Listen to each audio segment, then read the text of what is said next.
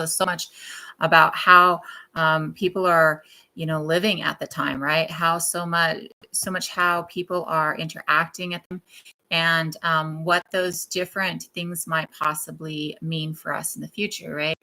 Um, this Denny, the picture behind me is Denny, and Denny is half Neanderthal and half Denisovan. She is the first and currently only child that we have, or person that we have, that is one parent from each species. All the other ones that we have that show Neanderthal in them or show Denisovan in them, like say it's a ancient Homo sapiens find and it has Neanderthal in it, which we do have, right? It's like 10 generations down by the time we live. The find that we have is 10 generations. Is 10 generations down, right? So this is the only find that we have so far. Ooh, I don't know what an F1 hybrid is, just because I don't know. Yeah, I don't know what that is. It might be something that is used in ontology, paleontology, or the study of ancient animals. And I don't really study that. So mine is all based around ancient humans, which are animals, right? We're still animals, but the study of ancient humans, I don't know. First generation, yes. So it would be a first generation hybrid. Yes, absolutely. And that's what I thought you meant, but the F part, or there was no G, right? So I was like, wait a minute, I'm not sure. Yeah, so a first generation hybrid. And so this is, so we know that her father was Denisovan and her mother was Neanderthal. And we know that she was around 13 years old when she died, and that her grave, or her death, was about 90,000 years ago. And what we have from Denny is we have a little piece of her thigh bone, and it's about that big. Sorry, my thing's shaking. That makes total sense. We have like a little piece of her thigh bone. This comes from Denisova Cave, and Denisova Cave has literally thousands and thousands and thousands of tiny little bones fragments in it. And these tiny little bone fragments in Denisova Cave are Neanderthal, Denisovan, and Homo sapiens. So we see that like in the layering of the cave, we can actually map the timelines that they were in the cave. And so the Homo sapiens finds, to my memory, because it's been just a minute since, well, actually it's been a year since I looked at this specific article. But the sapiens finds are like 27,000 years ago, and the Denisovan find and the Neanderthal finds, Denisovan finds and the Neanderthal finds all are over 30,000 years ago. Maybe it's over 40,000 years ago. So there is a significant time difference in this specific cave between when Neanderthal and Denisovan were there and when Homo sapien was there. Yet all three species did use this cave. And then we see, so it's actually within that cave itself that we found the first Denisovan. It is actually the only space that we have found Denisovans so far. Homo longi is a skull that was found in the 70s that last year they were like, or maybe it was the year before, they were like, we think that this might be Denisovan because we still haven't found a skull cap of Denisovan. So a skull cap is like from the eyebrows up on the skull, like this portion here, right? And so with Denisovan, all we have found of Denisovan, we've got like 6 or 7 pieces of Denisovan, and they all fit basically in the palm of your hand except for a chunk of mandible. And we do have a small piece from the base of Denisova skull, which this is where our language patterns are mapped in the brain, and you can see the imprint of the brain on the interior of the skull. And so we can tell that Denisovan had speech because of the mapping of the language patterns on the base of their brain, or the base of their skull.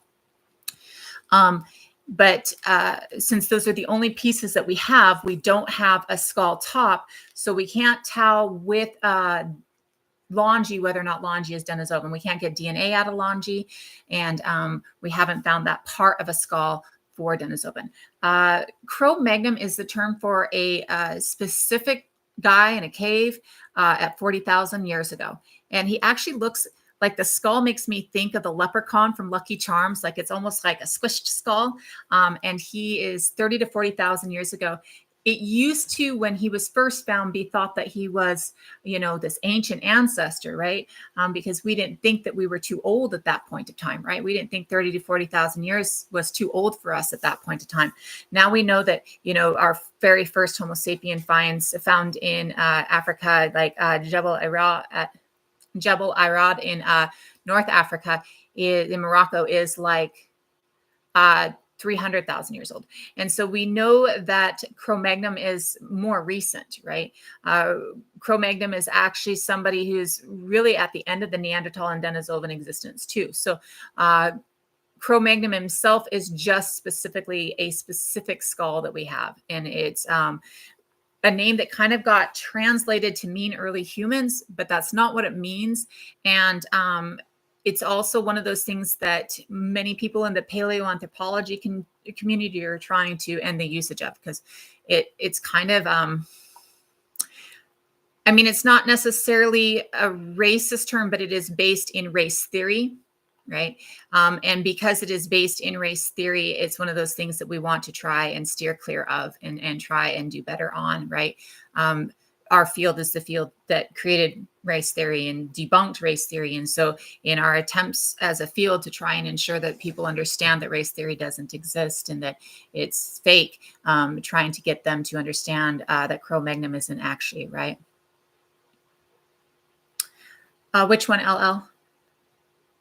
Oh, okay, hold on. Let me read up. East Coast Indigenous. There is Austroasian DNA in many places in South America, actually. The Austroasian DNA actually in South America actually gives weight to the current theories that are being investigated about a southern boat route to the Americas. And this is because we see the division of some of the oldest mitochondrial DNA in the Western Hemisphere. The division is at 54,000 years ago. And it also is, we see that in the oldest DNAs that we see here in the Western Hemisphere, that there's also Denisovan DNA in that. Denisovan DNA in modern day populations is only in Southeast Asia and in Australia and in Australasia and in the islands of the South Pacific and here, right? And so because the only places we see Denisovan DNA, and because of the Australasian DNA and the Polynesian DNA that we see in South America, there is investigation into confirming what many nations here would tell you, that they came by boat in the South Pacific, right? Because many of the migration stories here in Turtle Island and Abiyala speak of coming over on boats and speak of the South Pacific. And so this gives a lot of weight to it. And also the different things that they're investigating in Western science right now have a tendency to confirm what indigenous people have been saying for a while. East Coast Native American with Australasian DNA. And that makes sense though. So the theory is, with the southern boat route, is that coming across in the South, their first arrival is in South America or Abiyala. Our oldest find currently of sapiens here in North America and South America is actually at the very tip of Mexico, the very southern tip of Mexico. And so geography, I had to make sure. So the very southern tip of Mexico. And so the thought process is because you'd have to kind of go past a lot of land to get there, right? The thought process currently is that the southern boat route takes them to South America or Abiyala, and they're moving up. And as they're moving up, that cave at 34,000 years ago becomes a site, right? And so we see that is spreading across. And so if we're looking at people making it to Abiyala at 50,000 years ago, I'll say 50 instead of 54, right? So 50,000 years ago, and they're making it to Abiyala at 50,000 years ago. We know that there's the ghost DNA in there. So meeting up with whoever is here, whatever species is here from Homo erectus. And then they are spreading out and up. And they spread out and up. So the X1A,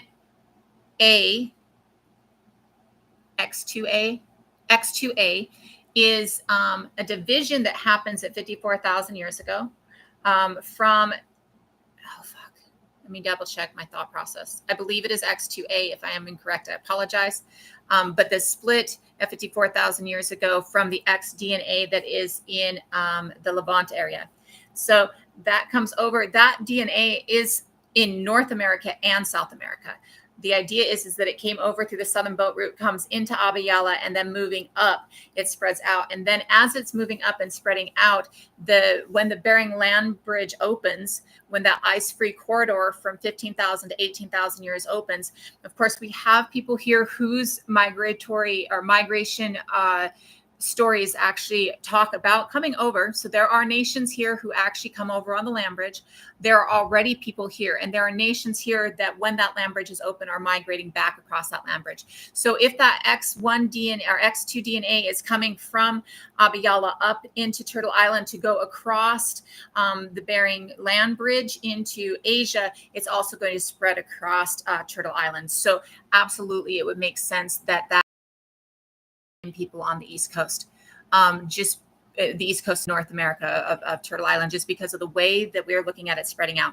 So if we're having or if we have a nation that is already here, and you're going to start small, right? But to get to the fact of, they say it was between 80 to 100 million people in Turtle Island alone when the Europeans arrived. And so to get to 80 to 100 million people in Turtle Island alone, there is not only 3 migration periods that they think of, there's also a lot of, having babies, right? A lot of babies have, right? To go from what has to have been no more than 100 people on your first venture, right? To having hundreds of thousands of millions, right? So that constant, and there's also, just like there is everywhere else on this planet, there's a constant intermix, a constant interflow, a constant what we refer to as admixture within the archaeology and anthropology, or within genetics. And admixture is literally just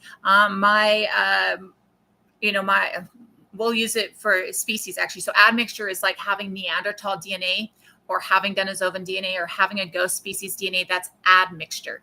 So, somebody who their entire family is from North Africa is likely to have admixture from somebody in Sweden because of the fact that there's a lot of interchange, right? Somebody whose entire family has lived in China is still likely to have admixture from somebody in Africa, right? Then there's a lot of evidence of this. There's a lot of papers on this. And so with that, when we're looking at people coming over and starting and that spreading out, and as other people are migrating over, that later migration is enveloping or enveloped in, right? Either, becoming a part of, now, of course, they're also going to be developing individual nations and individual histories, or, individual ancestral lines. Yet you're still going to see that there is going to be some interaction. So if you have, and again, 100 is a lot, right, for a community at this time, but say you have 100 people in each of the 3 waves. And the 100 people from the first wave at 50,000 years ago, the second wave is considered to be at roughly 21,000 years ago, right? So if you got 100 people in the first wave at 50,000 years ago, and they're intermixing with who is here already, which is the descendant of Homo erectus that the Cerruti Macedon site is going to belong to. And after 20,000, 30,000 years, that 100 people with maybe, there's maybe, let's say 1,000 or even 10,000, let's say 10,000 of the Homo erectus descendant that was already here. The intermixing between the two of them, after 30,000 years, you're probably looking at, 1 million people, maybe 2 million people, right? And so by the time the next wave of 100 comes in, they're intermixing with the 1 million people that are already here. And then when the next wave of 100 comes in, they're mixing with the, people coming in. That second wave of 100 people coming over, maybe only 2 of them mix with the groups or communities that are already here, yet that little bit of admixture within within the incoming community, it froze on me. We'll be back.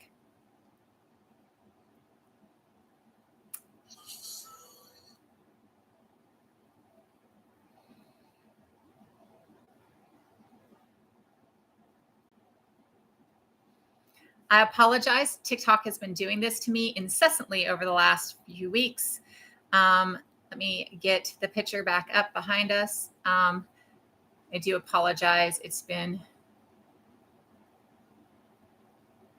oh, come on.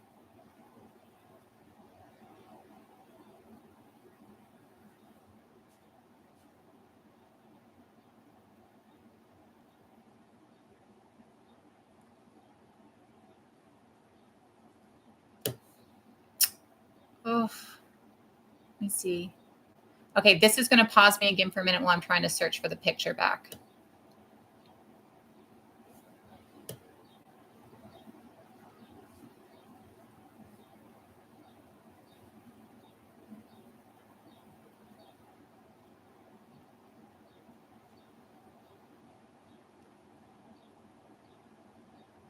Sorry, I have so many screen shots in there that sometimes it's hard for me to see where they are.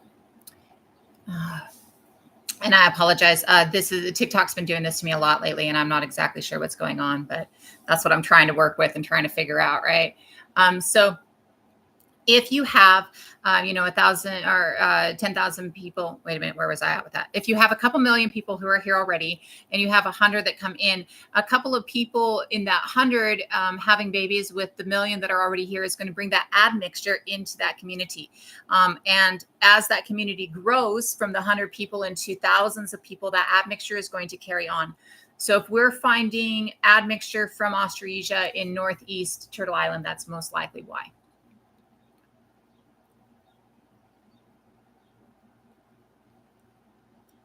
But you know somebody who has it, right?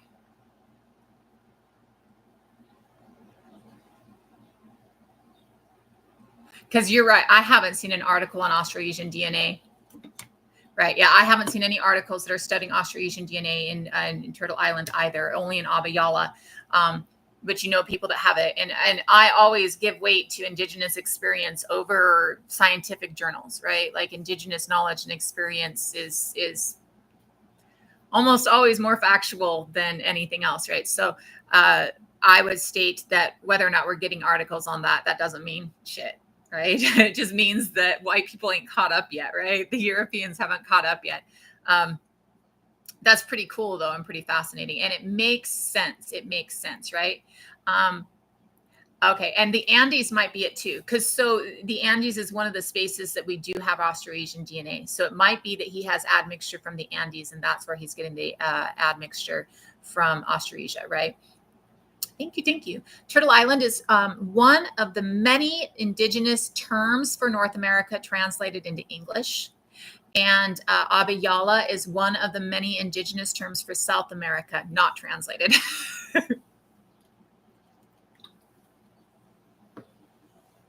Thank you. Thank you. Yeah, we've been having problems with my lives. They haven't been working right.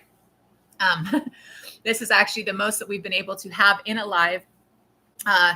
With the exception of last night, we actually had a few people in here too. But for a while, this is like the most that we've actually been able, like, it's just not popping for anybody. And I've been having like, it just froze on me even now. So I've been having problems where TikTok like freezes.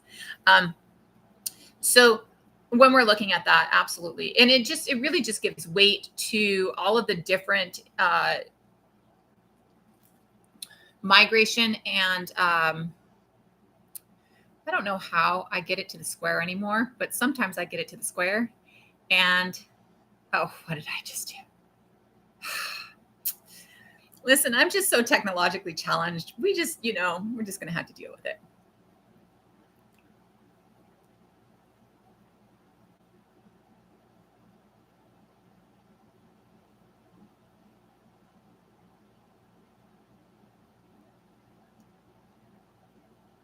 Always LL. I mean, I at least always try to. And I mean, that's really cool information. I love gathering information. I mean, I definitely come in here so that I can try and spread information, yet I always get new information in here. There is almost every live I do, I get something new information wise,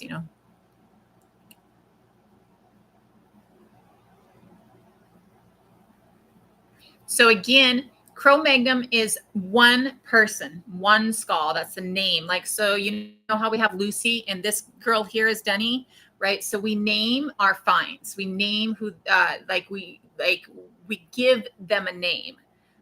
And so the name for one Homo sapiens skull is Cro-Magnon. And that Homo sapiens like 30 to 40,000 years old. He actually, it makes me think of the leprechaun from the Lucky Charms because of the way his face is. It's kind of squished top to bottom, right? And he makes me think of the leprechaun from the Lucky Charms. But it is literally just one Homo sapiens find. And it is a more recent Homo sapiens find. Like it's not even an ancient Homo sapiens find.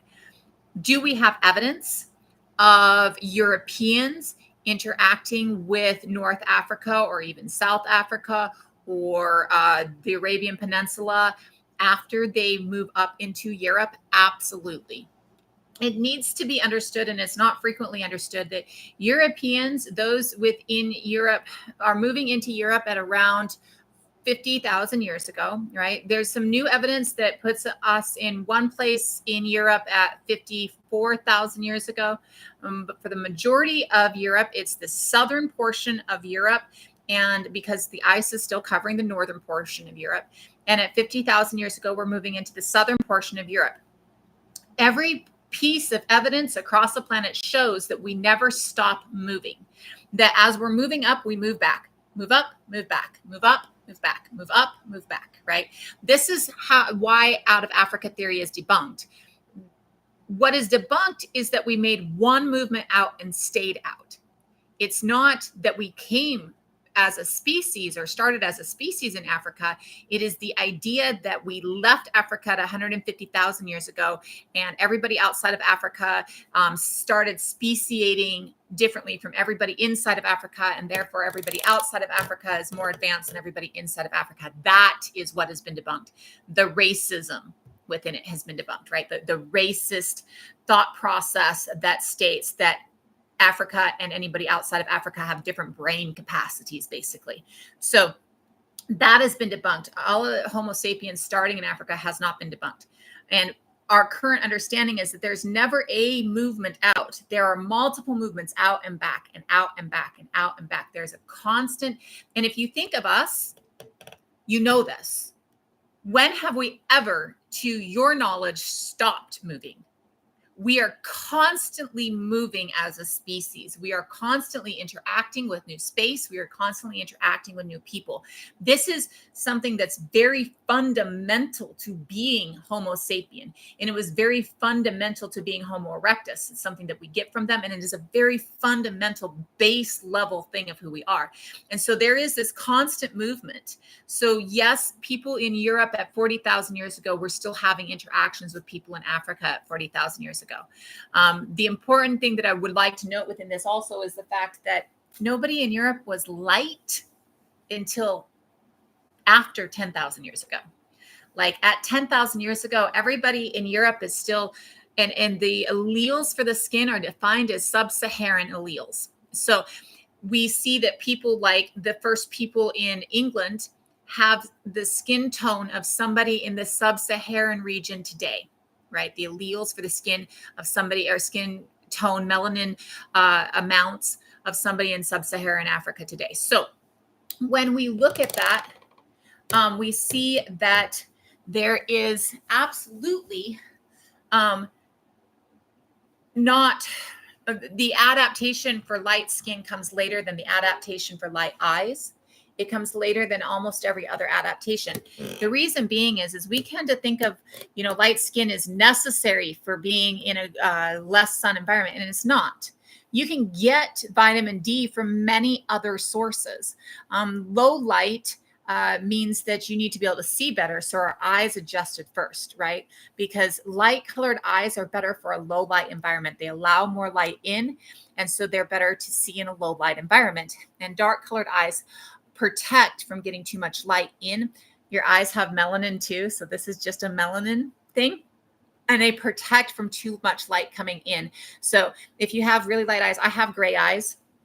And if you have really light eyes like mine, if you go into the sun, it can be really painful sometimes, right? Like I have to wear a hat.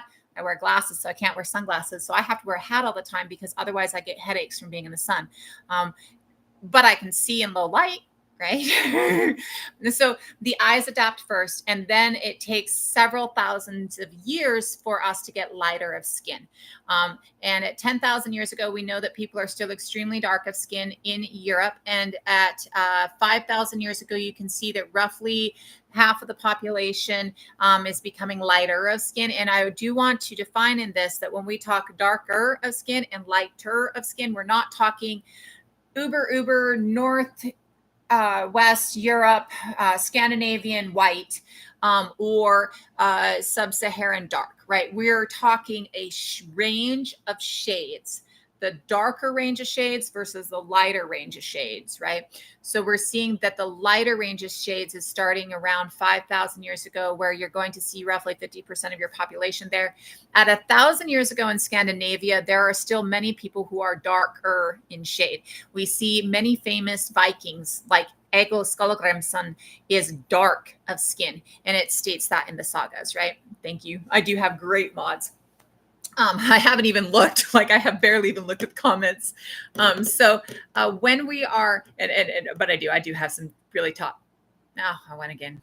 See, look at me, just technologically challenged. So when we're looking at that, we absolutely see that not only is there a constant movement, but this idea of Europeans being white for an extended period of time is just false. In fact, at 7,000 years ago, we see that two groups move into the Scandinavian region at the same time. And the two groups, and it's between 7 and 9,000 years ago, right? I think that there are some finds very low in Scandinavia around 9,000 years ago, and some finds high that are around that time. We see one group coming over in the Arctic regions, and they have been an Arctic people for an extended period of time. They come over from the steppes, and they are light of skin and dark of eye. And then we see another group coming up from the southern portion of Europe that is coming from the Mediterranean that is dark of skin and light of eye. That is the present day Scandinavians. And the people that are coming over that are light of skin and dark of eye and arrive from the north down and are really there first, you know, if not at the same time, is the present day Sami, right? And as well as the Finn people, right?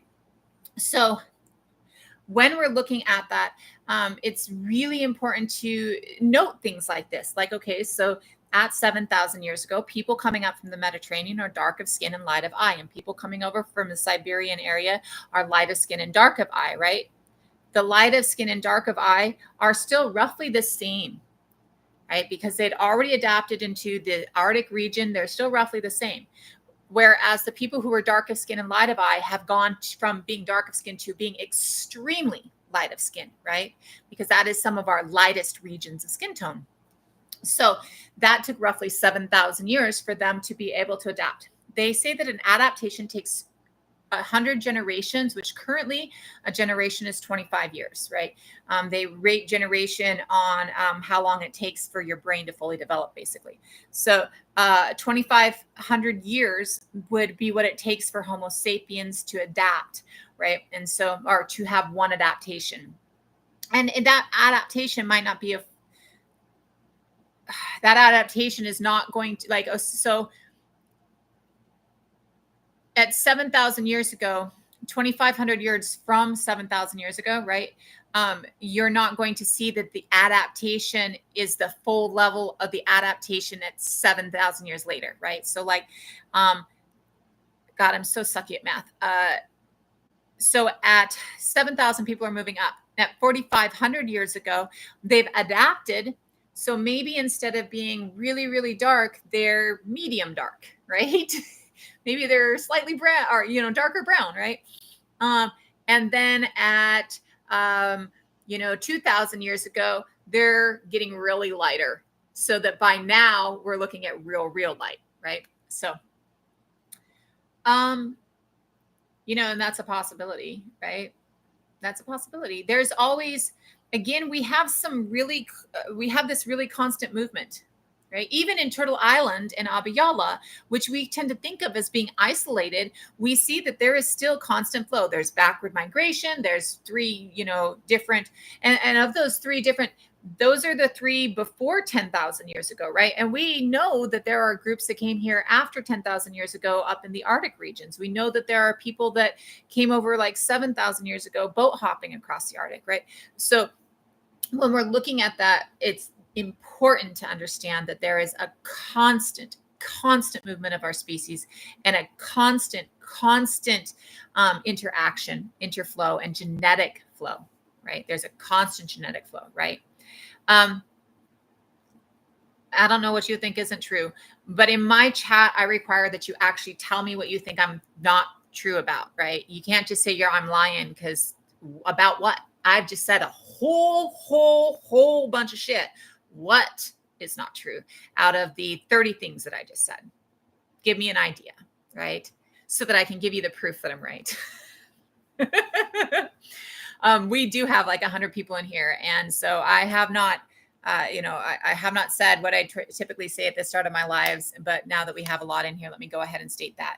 I'm an archaeologist, an anthropologist, a historian, and a storyteller, and a healer. I'm globally mixed.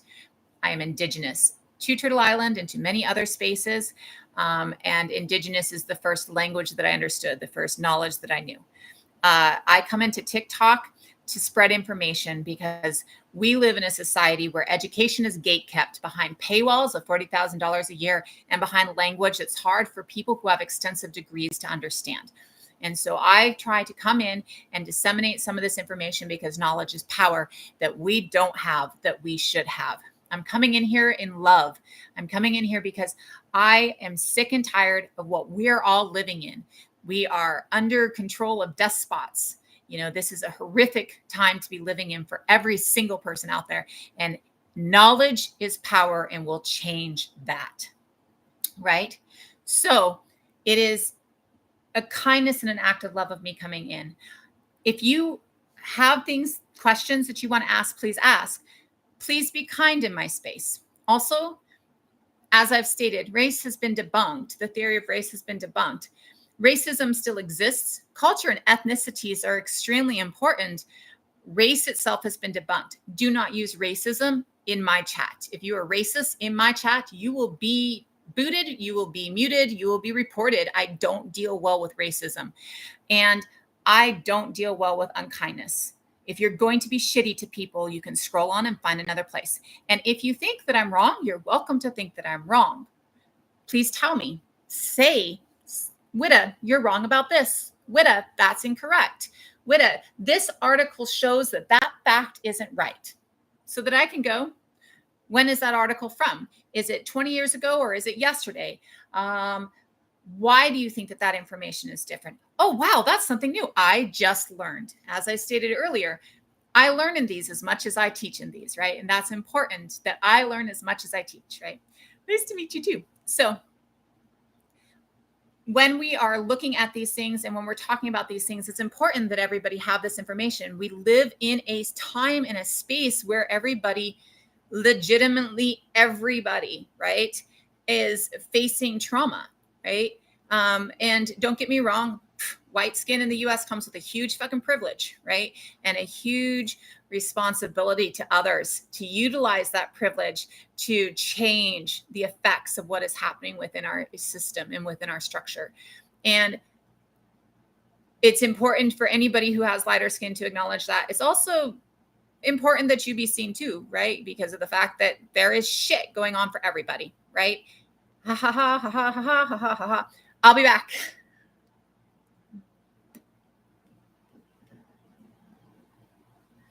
It froze again. I'll be back. I'm coming.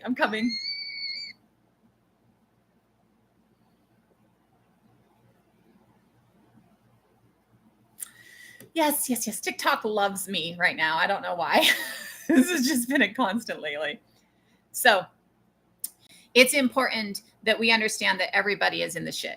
Like, it's hurting everybody, right? Now, that doesn't mean like, love those white women tears, right? That's not what that is, right? Absolutely. People in different positions within the US, across the globe, are facing larger traumas than other people, right?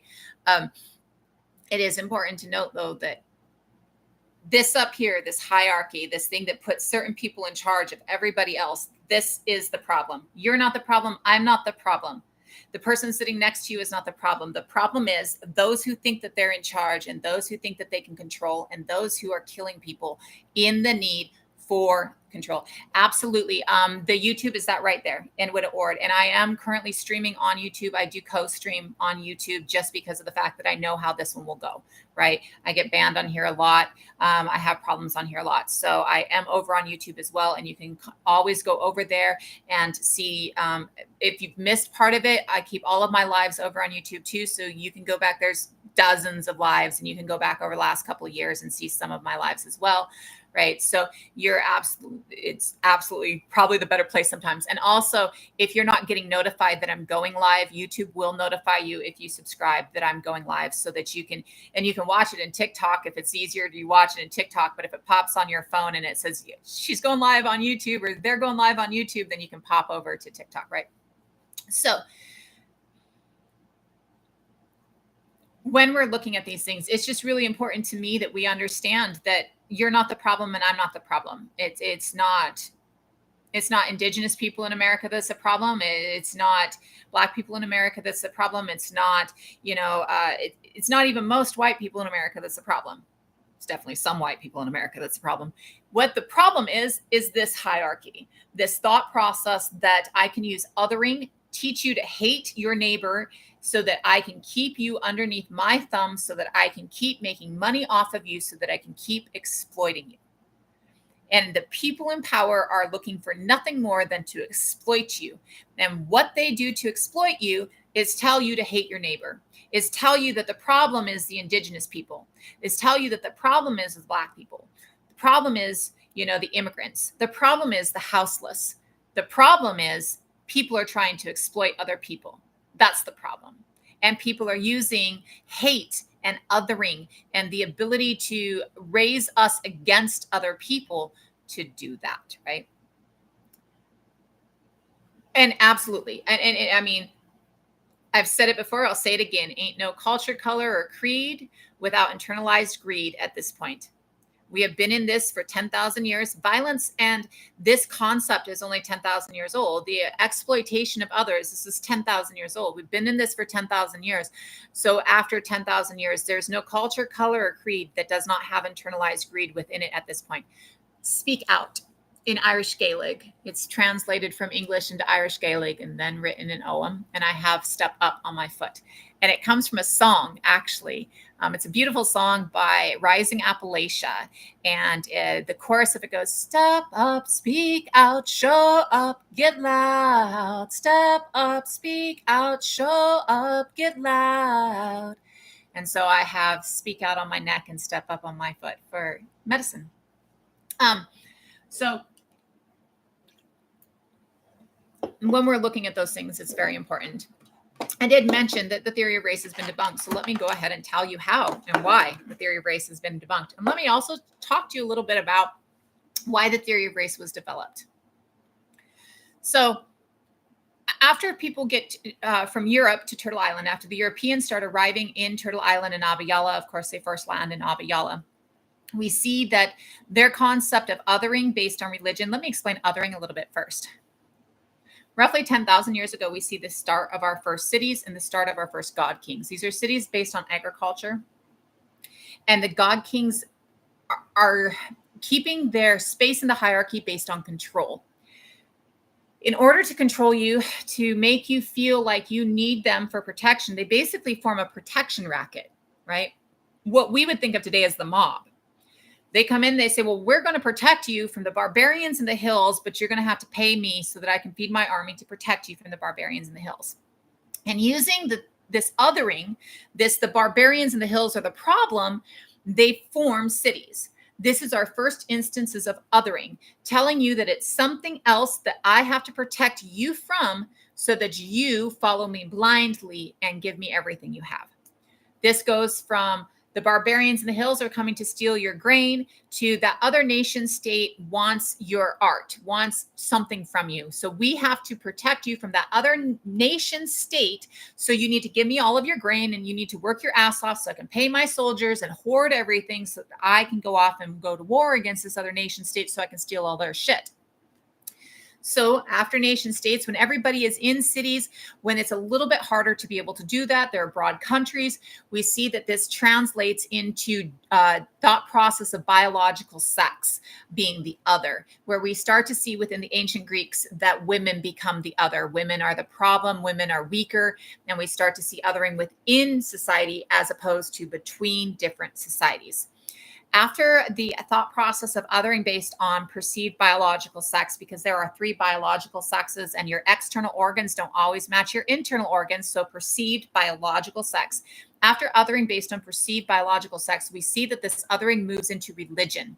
This starts about the time that we see a singular God coming onto the scene, and he's a jealous God. And that singular God coming onto the scene and his jealousy, we see our first colonization actually with that, or at least our first documented colonization, or one of the earliest documented colonizations. And we see this in the Torah, where the Canaanites are colonized by the Hebrews. And when the Hebrews colonize violently the Canaanites, who are the ancestors of the present day Palestinians, we see that this colonization based on religion is starting, this othering based on religion. My God is better than your God, and I'm going to take over everything based on this. Now, of course, that is starting roughly the same time that the othering based on biological sex is starting, but it's very confined at first until it starts spreading out with Christianity and a God that takes over pretty much everything. Roughly 1300s, we see that at this point, the vast majority of the Arabian Peninsula and the vast majority of Africa is Muslim, and the vast majority of Europe is Christian. And the Christians start hating on the Muslims because, that religious othering is going on. And because of the fact that the Muslims in this space are Caucasian, because Caucasian means the Levant area and North Africa and the Arabian Peninsula by its original definition by the anthropological group that created the original definition when they created the theory of race, because it is a racist classification within a racist system. So Caucasians are darker than the Europeans. And so the Europeans start moving towards this path of your religion showing in your skin tone, right? Like, so Islam to the Christians at this time is an evil thing, and it's against their God as far as they're concerned, and they're starting to relate it to the color of the skin of the people who follow Islam. This doesn't really take hold, though, until we get to 1492 when Columbus lands on the Taino people and starts attacking, right? Yet we see that Columbus and all the Europeans are documenting Turtle Island and Abya and indigenous people as being extremely pure of soul, being extremely kind, loving, and compassionate people. So they can't say that they're evil based on their religion, right? Because they're obviously not Christian, but they're obviously not evil because they're so pure. They're documenting them as so pure, they can't call them evil. So this is where othering based on skin tone really starts to take off. And we start to see this concept that Ham, who is the son of Noah, left his mark on people across the planet, and that mark is dark skin. And because Noah turned from Ham, and Ham is outcast, that the mark of Ham is the dark skin and therefore less in God's eyes. Again, really shitty, really crappy concept. It really doubles down, though, when we see in the 1850s that the first Neanderthal is discovered, and we see that Darwin's theory of evolution comes out, right? And when we see that the first, that wasn't racist. I was explaining the racist theory and how horrible it was, right? Like, I was explaining, that's not my ideology. I was explaining their ideology and how we reached this point. Okay. It is very racist, but it is not me being racist. It is explaining these stupid ideology. So, I'm qualified to teach in a public school. Therefore, I'm qualified to talk on an app. And if you have a problem with that, you can present the problem and your degree and your debate, right? If that's what you need to do, right? When we see this, I am an anthropologist. I am absolutely an anthropologist and an archaeologist. My degrees are in anthropology and medicine. So you graduated 26 years ago. You're outdated. pretty much everything you're saying is outdated if you've graduated 26 years ago and you haven't kept up.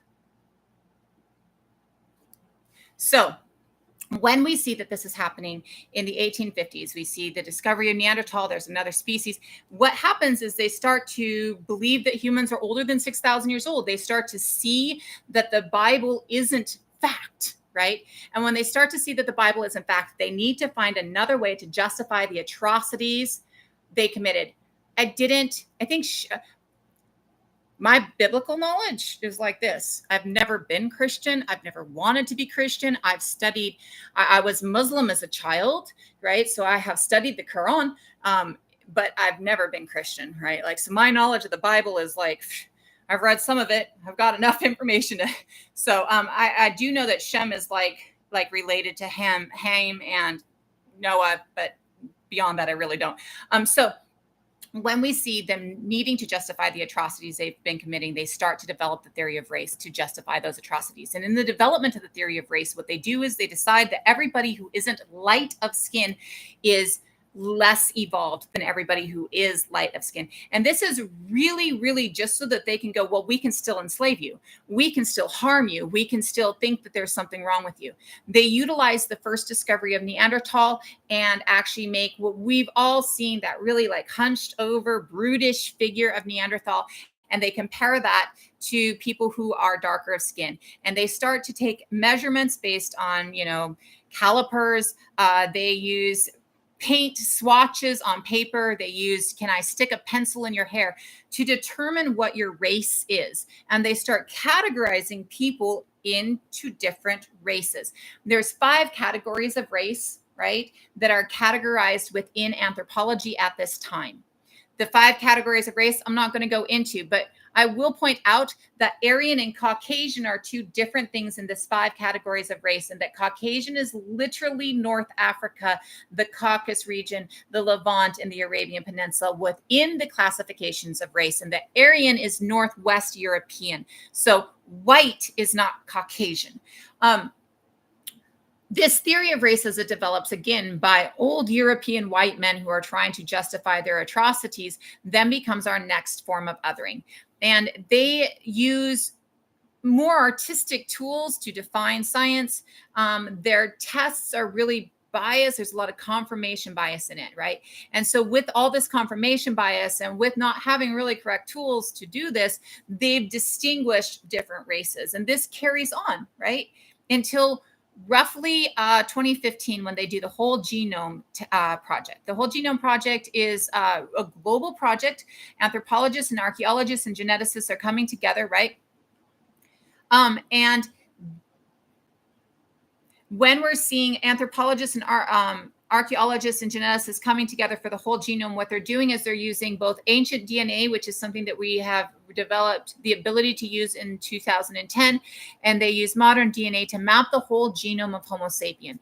And when they Homo sapiens, and when they match the whole genome of Homo sapiens, this mapping of the whole genome shows a very important fact that completely blows the theory of race out of water. What this shows is that there's more genetic diversity within a primary population than there is between primary populations, which means that you are more likely to be completely genetically different from your next door neighbor, even though you've both lived there for thousands of years, than you are going to be different from somebody who has lived in another part of the globe for thousands of years. And they also find that the entirety of our genome can be found within the Kwe people of South Africa.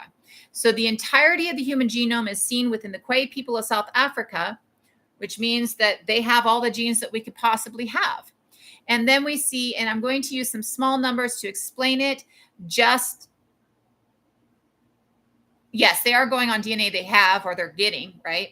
But they're also going on ancient DNA, right? So the DNA that they have is not just modern DNA, it's also ancient DNA, and they're using that to map the whole genome.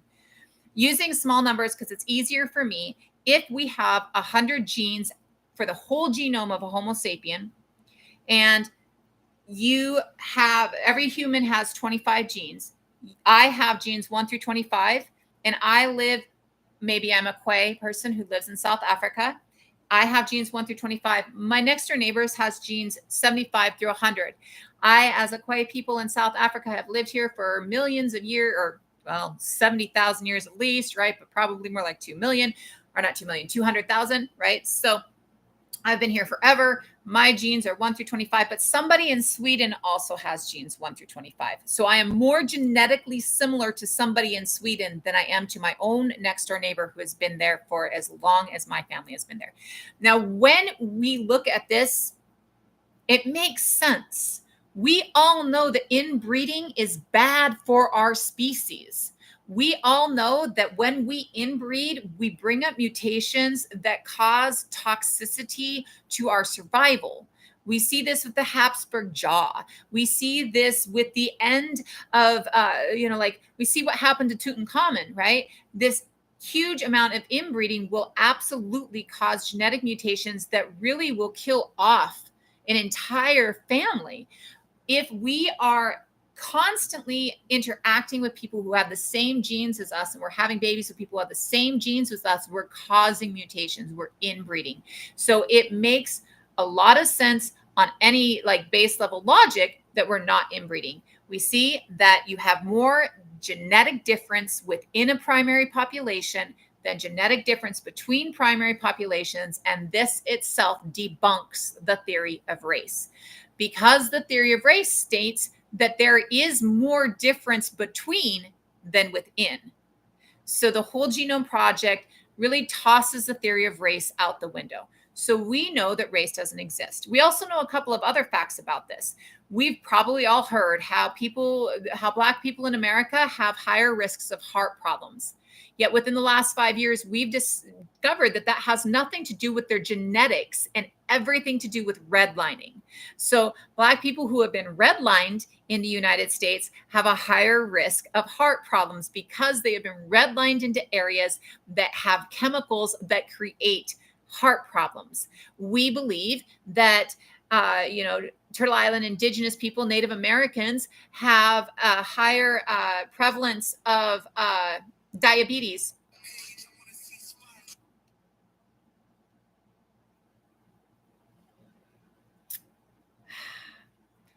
Sorry, have a higher presence of diabetes. I need to turn something off because it keeps popping some stuff up. So give me just 1 second while I turn this off. Okay, I think I did turn it off. Okay, so we think that or there's constant conversation about how Native Americans in the United States have a higher risk for diabetes. The higher risk for diabetes isn't a genetic thing. The higher risk for diabetes is the fact that Native Americans have been confined to reservations for a long period of time, and they have been fed processed food. And the heavily processed food increases risk for diabetes, which is a proven fact, right?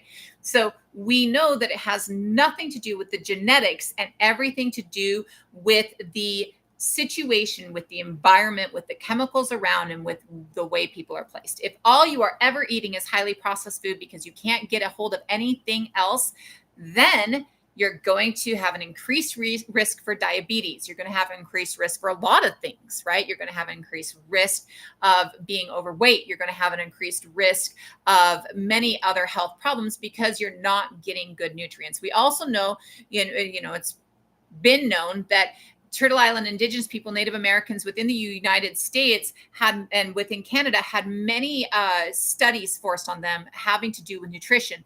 They utilized children in residential schools to do nutritional studies. And so basically they would starve children in residential schools or feed them stuff that didn't have any nutritional value. This creates diabetes. So when we're looking at this, what we're seeing is that your genetics have a very minute thing to do with, or a very minute weight on whether or not you have an increased risk to things. Now, that doesn't mean that there aren't things that are absolutely having to do with genes, right? Yet when we look at those things, again, we don't see that specific genes are in specific populations. Like there's no specific population that has Rh negative. Almost every population, almost every primary population has Rh negative. And there are 3 populations that have the higher percent, and the highest percent is like 19% of the population is Rh negative, right? Yet every population has Rh negative. Same thing with like HLA6, which is a gene that I have. This is a gene that is seen in almost every population, and it is an increased risk for rheumatoid arthritis or cancers, right? So we see that these things have nothing to do with your primary population or your ethnicity. They have everything to do with situational. Epigenetics plays into that, right? So if my grandmother was on the res during the time when they were testing nuclear bombs on the res, right? Because they were testing nuclear bombs, right, on many of our different reservations, right? That's where they went to test them. So if my grandmother was on the res when they were testing nuclear bombs on the res, the epigenetic leaving of the trauma that she endured in my bones is going to be there, right? So we do know that things are passed down. I'm not saying that things aren't passed down, but what I am saying is that your ethnicity does not dictate what your genes are, right? Your ethnicity, it doesn't dictate a whole lot about you really, other than who your people are, where you're from, right? And you can have, like we were just talking about the Quay people, you can have all the human genes within your ethnicity, within your population, right?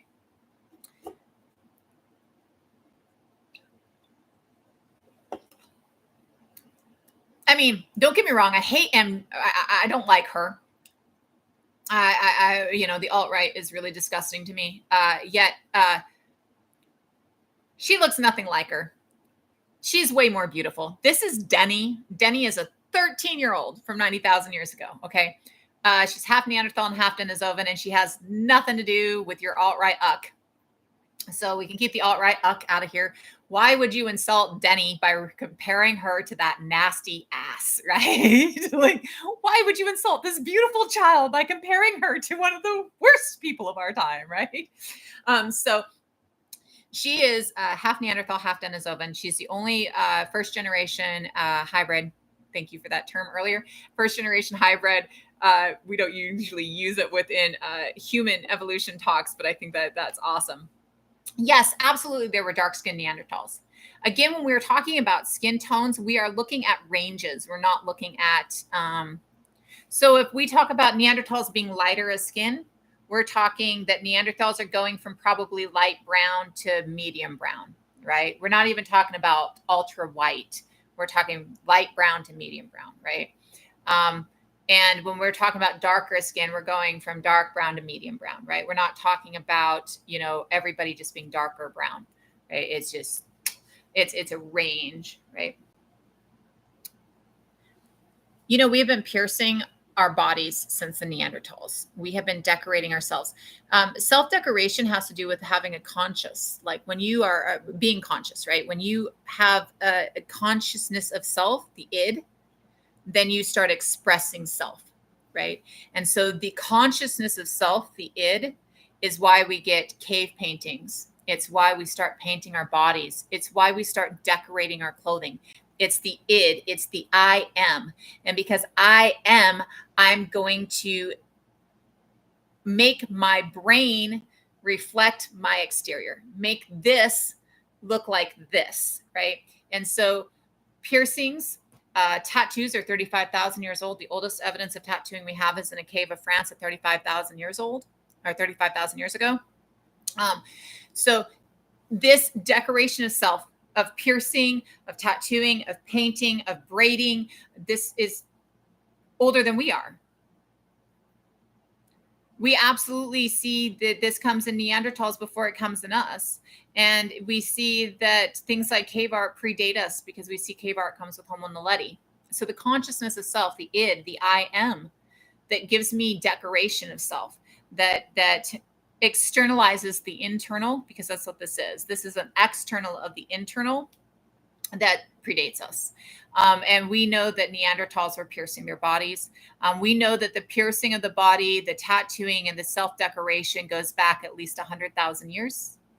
And within that, this tells you who I am, right? This is, I walk into a room and you know who I am, right? And that is important for identity of people as a community and important for identity of individuals throughout history, throughout prehistory, right? This is an important part of who we are. So, you know, if you don't want to wear a nose ring, good on you. That's not your self-identity. My hammered nose ring that, was made by somebody at an actual smith is awesome. I love it. Every single minute of it. Just like I love the tattoos. Every single minute of it. Every single tattoo and every single mark on my body comes with meaning.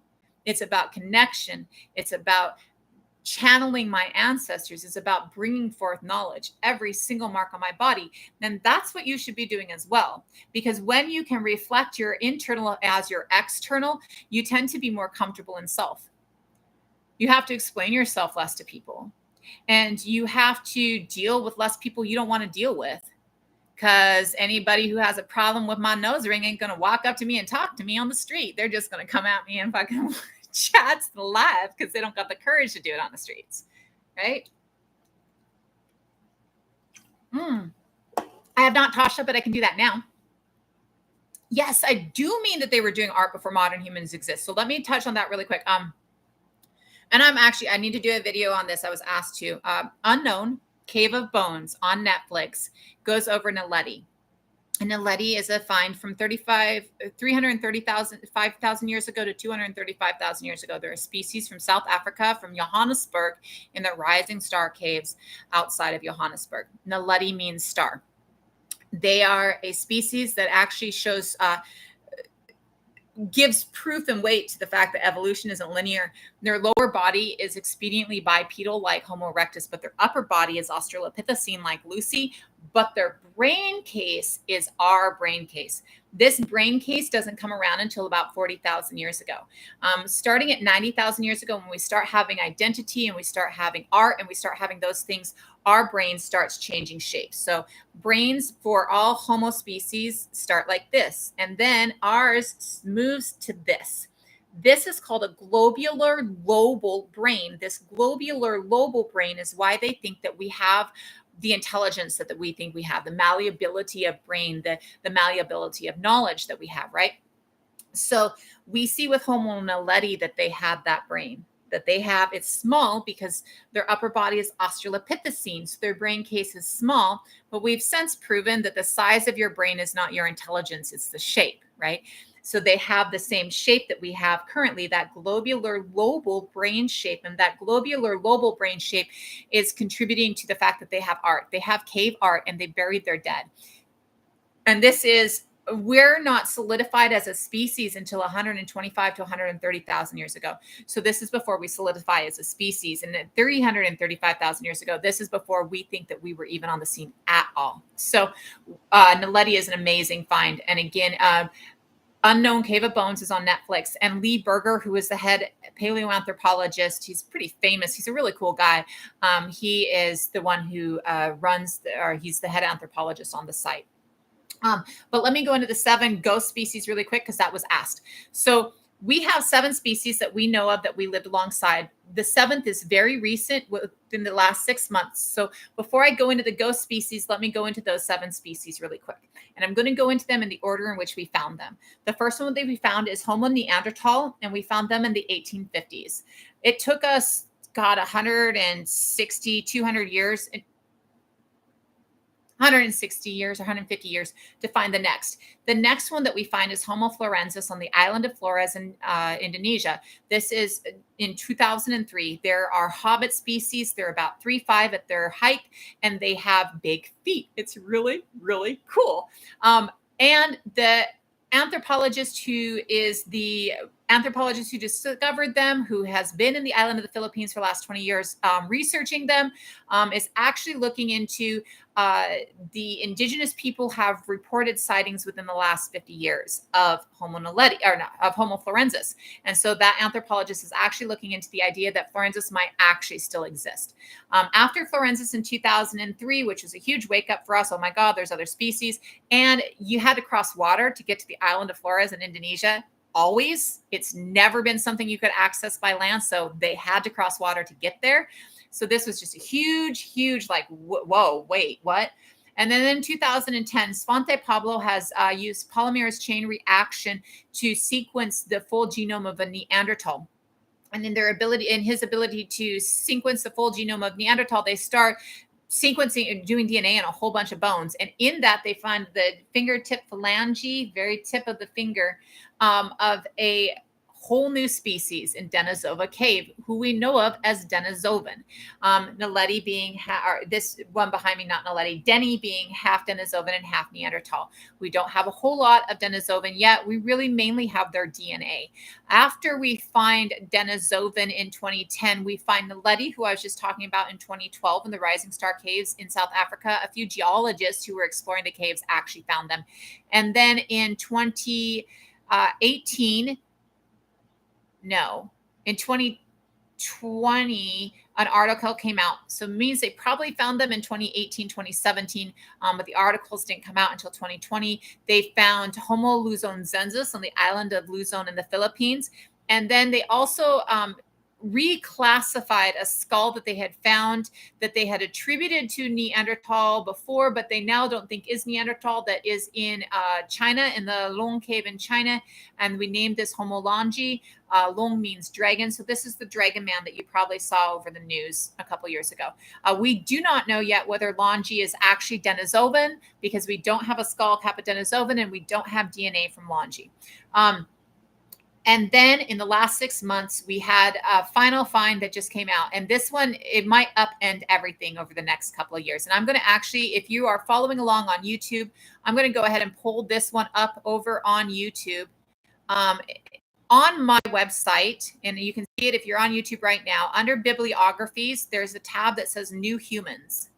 If you click on that one, it will show, I believe, let me double check, but I believe that it shows, yes, it does. So if you click on that, you can go and see Hulongdong 6, HLD 6. This is in Asia, in the Hulongdong Cave.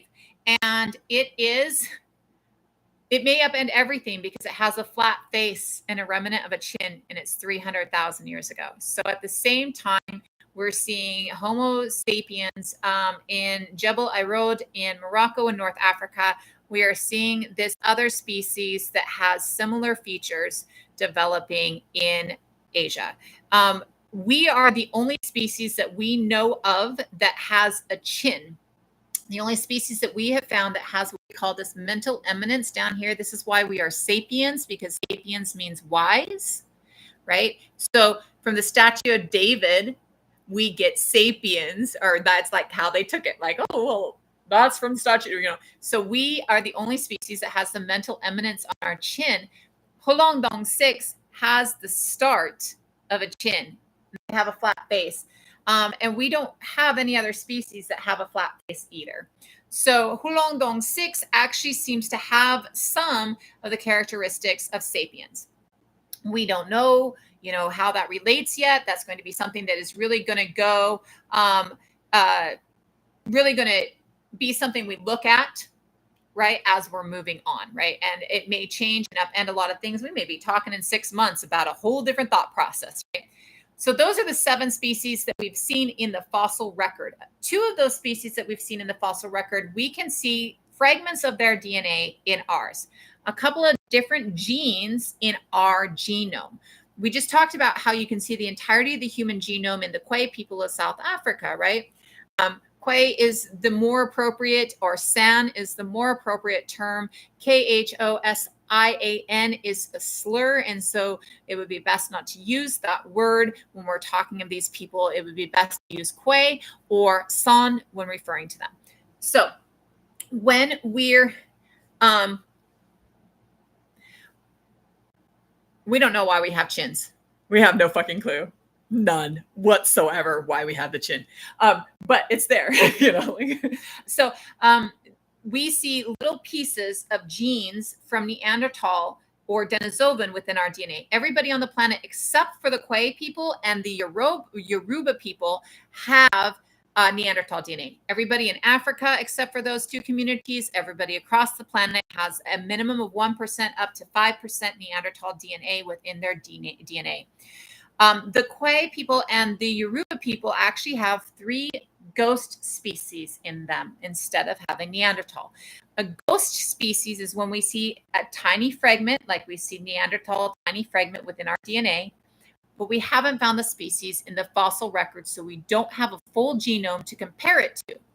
So because we don't have a full genome to I froze again. I did.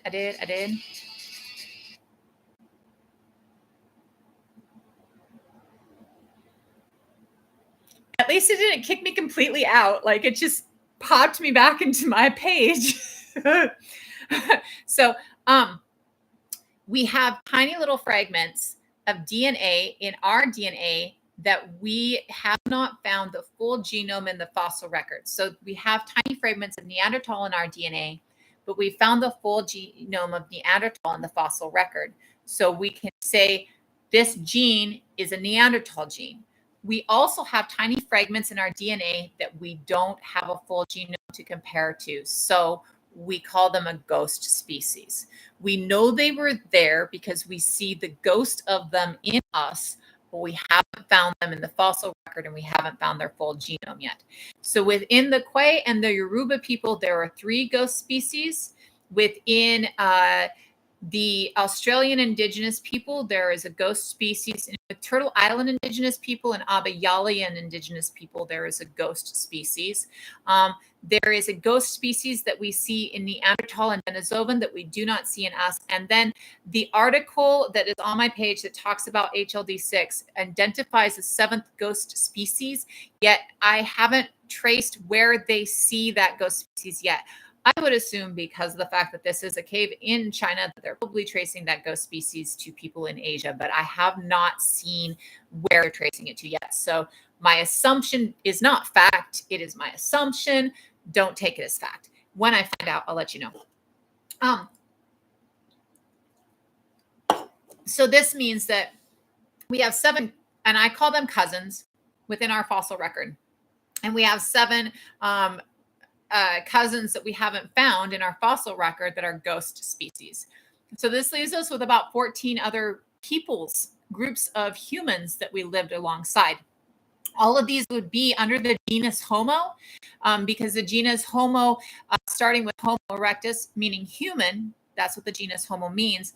The descendants of Homo erectus would therefore be human, just like we're human and Neanderthal was human and Denisovan is human, and Naledi is human, and Florensis is human, and Luzonensis is human, right? So these are the 7 ghost species that we see and the 7 cousin species that we see. Now, why do I say cousin species? It actually kind of changes a little bit with the newest information, which is that we speciate through convergence. This has been a theoretical method of speciation until the last year. People thought it could never happen. And in the last year, we identified that Homo erectus speciates, see you later, that Homo erectus speciates through convergence and that we speciate through convergence. The speciation through convergence means that you have many different species who have a recent common ancestor, and they're coming together and they're breeding, mating, having babies, however you want to look at it. And in that mating, they are creating a new species. So our current understanding is that Homo erectus speciates from 3 different species. You'll know at least one of these species. That would be Lucy, Homo africanus, or not Homo africanus, Australopithecus africanus. Another species being Paranthropus boisei, which we've known of as the Nutcracker Man, but we didn't think really was related very much to us. And then the other one being Homo habilis, which is the first Homo on the scene, the first human that we consider. Now, we named Homo habilis because we thought that Homo habilis developed the Oldowan tool complex, which is our first tools. This involves single-sided blades or scrapers, and it involves hammerstones and cobblestones. These are the Oldowan tool complex, and they're our first stone tools. And we've previously identified these as being Homo habilis' tools, and so we named them human, handy, so handy, man, Homo habilis, or man handy, Homo habilis. And when we're naming them that, it's because of the association with the Oldowan tools. We found out last year that the Oldowan tool complex actually comes from Paranthropus boisei, not from Homo habilis. And within the last year, we've realized that we speciate through, that Homo erectus speciates through convergence and we speciate through convergence. So the current thought process is that Africanus, Lucy, Australopithecus africanus, or Lucy, Paranthropus boisei, Nutcracker Man, and Homo habilis converge together to create a whole new species. What this is you see, what this is that you see bands. I'm going to give you a small vocabulary lesson of the difference between the word tribe and the word band. The word tribe is a community based on genetic lineage. Think of the tribes of Israel. If you have a genetic lineage within the tribe of Israel or within a tribe of Israel, then you are an automatic citizen of that tribe. This is why if you are a Judaic human being who's got Judaic descendancy anywhere in the world, you have citizenship in Israel. All you have to do is claim it, because your citizenship is based on your genetic lineage, not where you were born, not what you provide, but your genetic lineage. A tribe is a community based on genetic, where citizenship is based on genetic lineage. A band is a community where citizenship is based on need of the person and need of the community. Think of the United States, where you can come to the United States from anywhere, and your citizenship is based on what you provide to the community or what the community provides to you. Do you come in as an astrophysicist and your astrophysicist capabilities are something that we need, so we grant you citizenship? Do you come in as a refugee escaping war and you need the safety of the United States? Not that it's that safe. And they give you that based on your need. Community based on need, and a tribe is a community based on genetic lineage. We're seeing bands. We're seeing communities where it is based on, oh, you're human and you know how to make a tool. You're human and you can start a fire. You're human and you can watch the baby. We're going to get together and we're going to ensure that we're all living. So humans are living in bands. And of course, we don't call Paranthropus boisei or Australopithecus africanus human. They don't have the genus Homo, yet they are early humans because of the fact that they are part of the creation of Homo erectus. So Australopithecine, Paranthropus boisei, and Homo habilis living together in communities of bands create Homo erectus. And what this is, I'll explain it actually a little bit better with sapien. Homo erectus then becomes a species that is so prolific, so large, so capable that it literally moves across the globe. There's not a space on the planet that Homo erectus, other than the Arctic probably, that Homo erectus didn't make it to. We have evidence of Homo erectus making it to Turtle Island. We have evidence of Homo erectus making it to Australia. We have evidence of Homo erectus making it across the globe. We have evidence of Homo erectus crossing water. Homo erectus is 2 million years old, but by 1.9 million years old, they were out of Africa into Georgia. This is a tooth in Georgia. Oh my God, we found a 2 million year old tooth in Georgia, human tooth in Georgia that came across like last year, the year before. This is Homo erectus leaving Africa within 100,000 years of their speciation. As Homo erectus is leaving Africa and they're going out and spreading across the planet, they're speciating through adaptation in spaces and through isolation in spaces. So Homo erectus moving into Europe kind of speciates into Heidelbergensis and antecessor, and then those two speciate into Neanderthal. It speciates into ergaster. It speciates into many different humans across the globe. Many of them are still in Africa.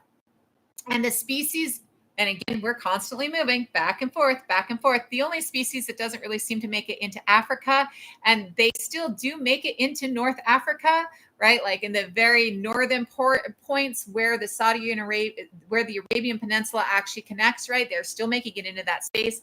Shanidar Cave, which is the cave that Jean M. All wrote the Earth's Children series based on, that most of us know Neanderthals from.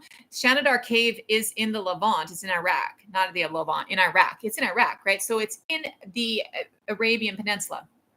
So we see that as erectus is making it across the globe and speciating in spaces, and they're speciating as well within Africa into different species. There is about 3 different views within the paleoanthropological community of all of these species. One separates them all into different species of Homo ergaster, Homo antecessor. One looks at them as subspecies of Homo erectus, like the child species of Homo erectus, and one looks at them as just other Homo erectus. And the reason is because you will find that you'll find 7 different people in a cave collapse, and 2 of them might be ergaster, and 2 of them might be erectus, and 3 of them might be antecessor, right? And this is because, first of all, the only thing we're basing their species on is the shape of their skull and the shape of their bodies. Like, it's the bone morphology that is distinguishing them into different species. We don't have DNA from any of them. So we're not looking at the DNA to actually separate them into species. We're looking at bone morphology. And so we're finding them all together, again, in bands, right? And because of this, there is debate as to what they are. Are they separate species, or are they the same species? Are they subspecies, right? Regardless, we now know that all of these, I personally refer to them as subspecies. That's the way I was taught. So all of these subspecies of Homo erectus are living in bands with Homo erectus as well. And out of these bands, we see the rise of Homo sapiens. What this is maybe ergaster and antecessor have a baby, and you have a half ergaster, half antecessor baby who has a baby with a Homo erectus, and that baby is sapiens. And then maybe you see erectus and a heidelbergensis have a baby, and that baby has a baby with an antecessor, and that baby is a sapiens. So sapiens is developing in a space where there are many different species around them, many different humans that look different from them. We develop in a space where nobody looks like us. Nobody looks like us for like 150,000 years. We're lucky if we see another child that looks like us. So the idea of we hate other people if they don't look like us is not there at all, because everybody looks different. Our grandma looks different than our mother, who looks different from our father, who looks different from us, right? So this speciation through convergence, we see that the earliest is in Jebel Irad, Morocco, and that it is 300,000 years ago. We see that the next 2 that we find are in Ethiopia at 260,000 years ago. And then we see another one in South Africa around 260,000 years ago. And by 125 to 135,000 years ago, all of these different, Port City doesn't deserve an answer. Don't bring him into my life. Instead of asking questions, he attacked. And I don't play that. Okay? Don't bring him in my life. He's blocked for a reason. And if you want to be added to that list, you go right the fuck ahead. So we see that, as it was a comment in chat, there was somebody who is supporting a theory that erases Indigenous people, who is attacking Indigenous people who tried to attack me, basically.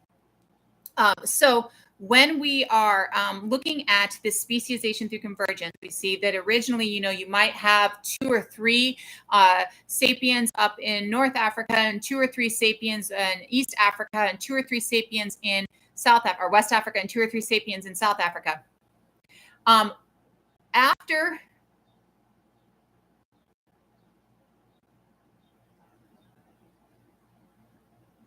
what was the comment about why I used Israel as an example? It's really, really seriously the only space where it is 100% based on genetic lineage anymore, which is why I use Israel, because the tribes of Israel are 100% based on genetic lineage. You have to be born in, right? It's not something, it's very rare that somebody gets adopted in or converts, right? And even then, they're still kind of on the outside, right? It is absolutely a community where you are based on genetic lineage. It is traced through your maternal line, and it is extremely important to your community. That is why that I use that, because of the fact that It's the only one that I can think of that still exists. Even most nations within Turtle Island, genetic lineage is absolutely important, yet they've adopted people into the nation who do not have genetic lineage, and they become full members of the nation, right? So even within what we call tribes, which are nations in Turtle Island, you see that, well, genetic lineage is high importance. It is not the only thing that gets you citizenship. Whereas within the nation of Israel, within the tribes of Israel, you have to have genetic lineage, and that's why I use Israel. If you're taking it anywhere else, it really doesn't deserve to be anywhere else. It is, I mean, I have an issue with what is going on currently, yet I've never had it. I think Judaism is more beautiful than any other of the Bible-based religions, books-based religions, right? Any other religion based on Yahweh to me is disgusting. And my ranking actually goes Judaism, Islam, Christianity. Like, I prefer Judaism to Islam to Christianity, right? So I don't have a problem with Judaic people on any level, and it was not, and it didn't even say on any level that I had a problem, because it was literally just talking about how they rate their citizens, right? So when I love you, cuz when we are looking at this speciation through convergence, you have that group here and the group in East and the group in the South. Think of like a yearly gathering, or every 5 years, you're seeing many nations come together, right? Because people are constantly moving and constantly interacting and constantly trading.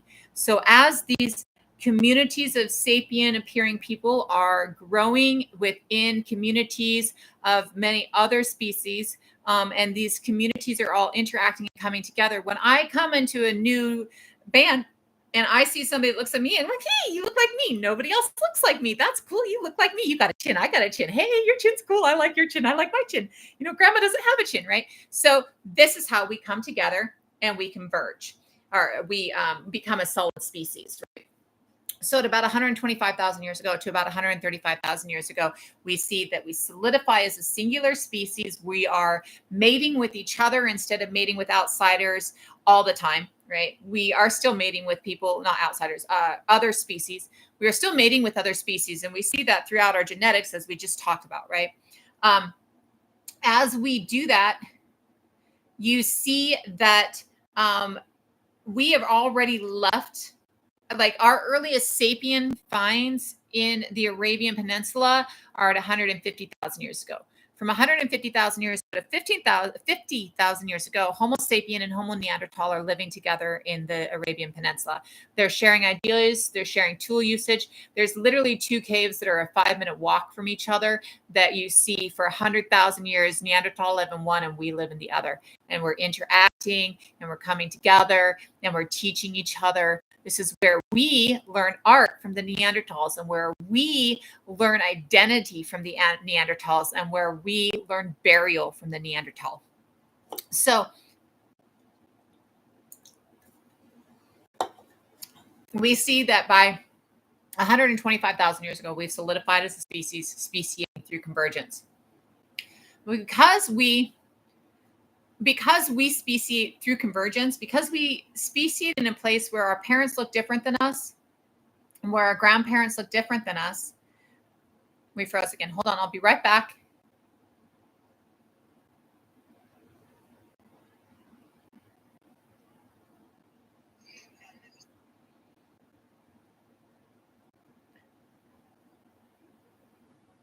Sorry, as I said, TikTok has been doing this to me for the last couple of weeks. I keep freezing, or like, it just keeps screwing with me, and I apologize.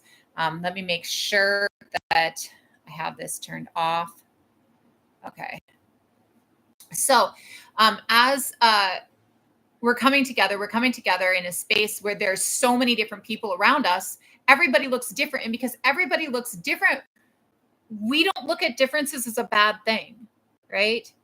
Remember when I was talking at the beginning of the live that 10,000 years ago, we see the rise of othering, we see the rise of violence, we see the rise of cities, and we see the rise of god kings who are using differences to keep you in check.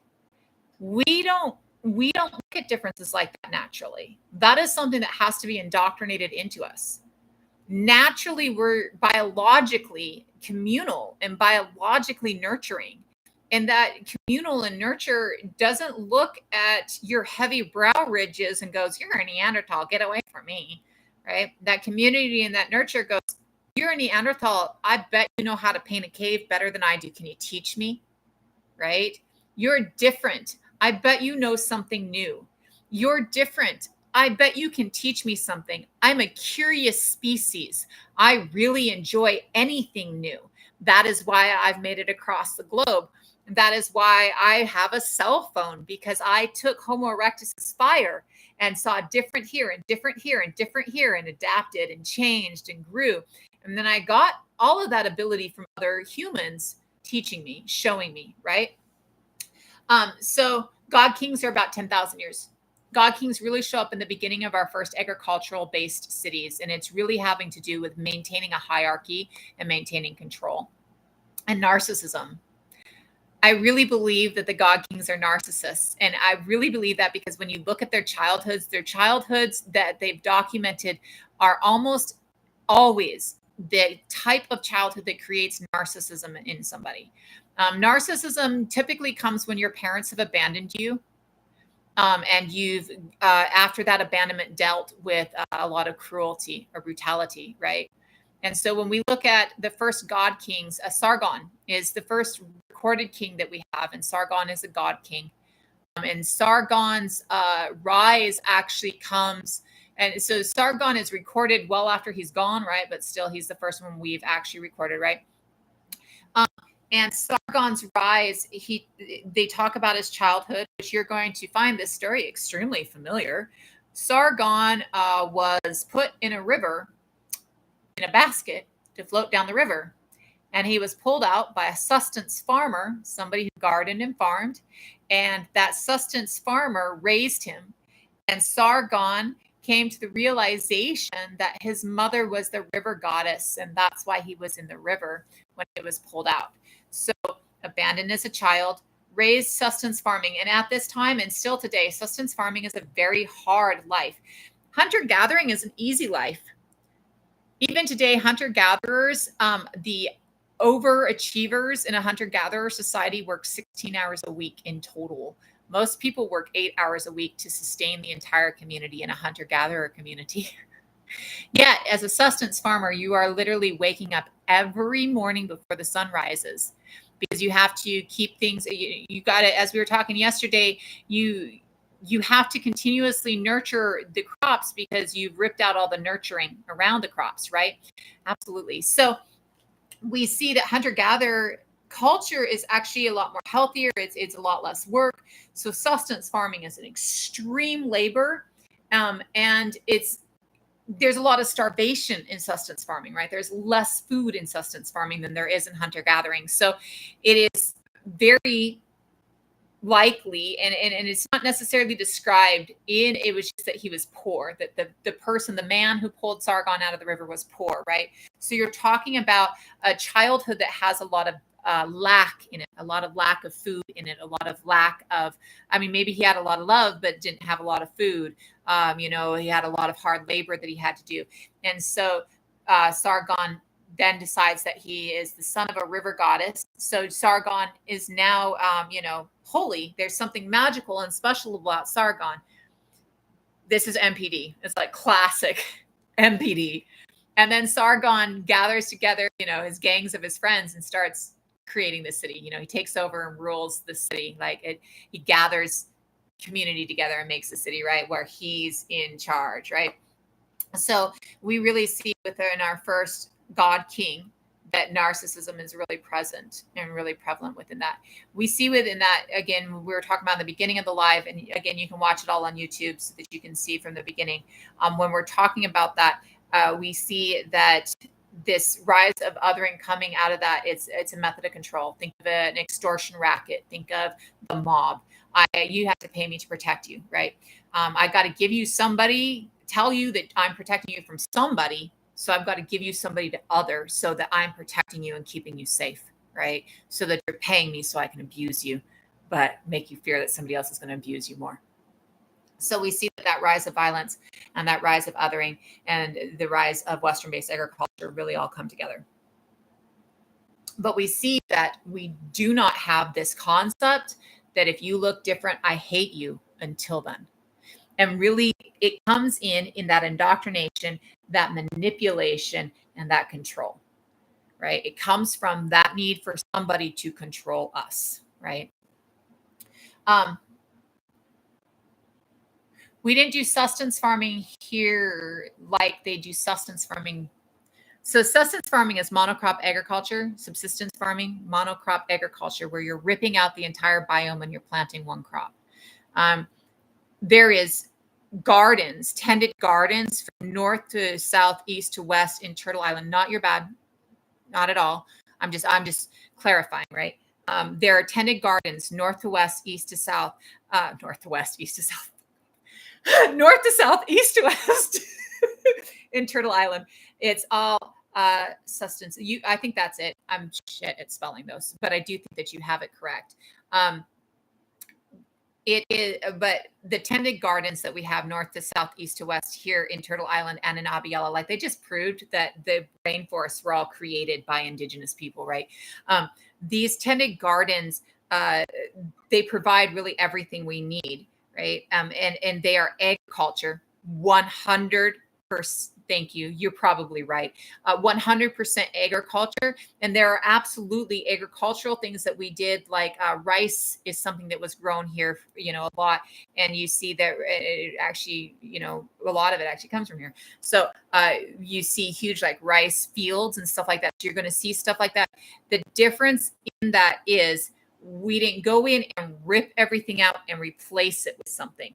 We took where something already was and we helped it grow larger. We guided it and tended it into being larger, right? And that's the difference between monocrop agriculture and the subsistence farming that I'm talking about.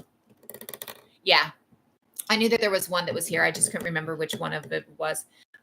So that's the difference that we're talking about. The subsistence farming in Western-based agriculture rips everything out and puts a single crop in where you don't have the ability to, that crop doesn't have the ability to get nutrients from everywhere else. Whereas here, like when we talk about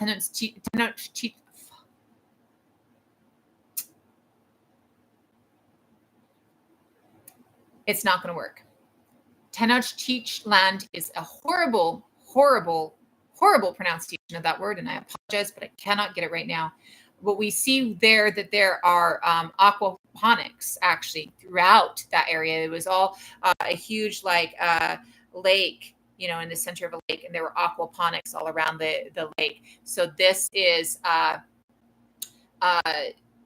absolutely having a crop right in an area. Again, though, what we're seeing is for them, so that lake already has that crop within that lake, and instead of removing it from one area and transporting it to another area and putting it into there alone, we're actually taking it in the area that it's in and growing it up, right? Hi, Deborah. Hi, Sleepy.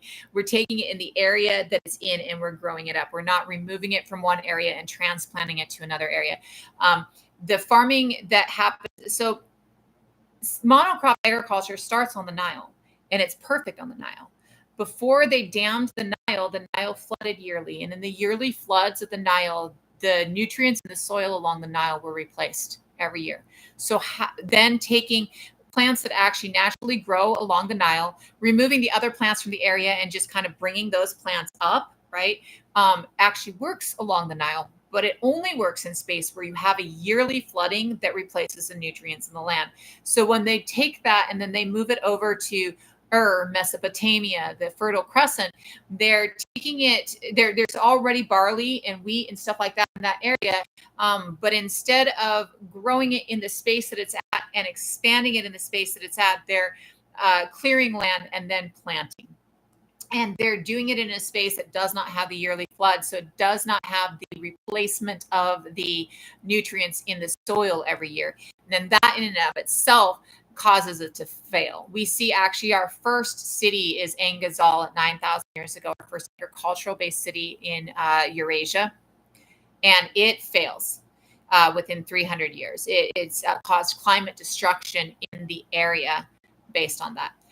Subsistence agriculture, I don't like, so I wouldn't use that term. What I typically say is monocrop agriculture or Western-based agriculture. Agriculture is a global thing. Everybody across the planet has been using agriculture for millions and, well, not millions, well, maybe millions. I mean, depending on Homo erectus, I'm sure, has some form of tending, right? But at least for 50,000 years across the entire globe, we've used some form of agriculture in tending, in guiding. This is kind of our niche. It's kind of what Sapiens was put here for. It's kind of why the biome speciated us, why it kind of created us and gave us the adaptations. Our adaptations are perfect for that. We're able to tend the environment, right? We're able to help the environment grow. We're the only species that adapts our adaptations. Other species use tools. Other species adapt their environment.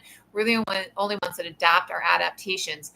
And that is so that we can see what's going on and adapt things so that they work better, right? That's part of the tending that we were created to do, right? That the biome itself speciated us to do, was to tend, to help, to guide, to have a tended garden from north to south, east to west, right?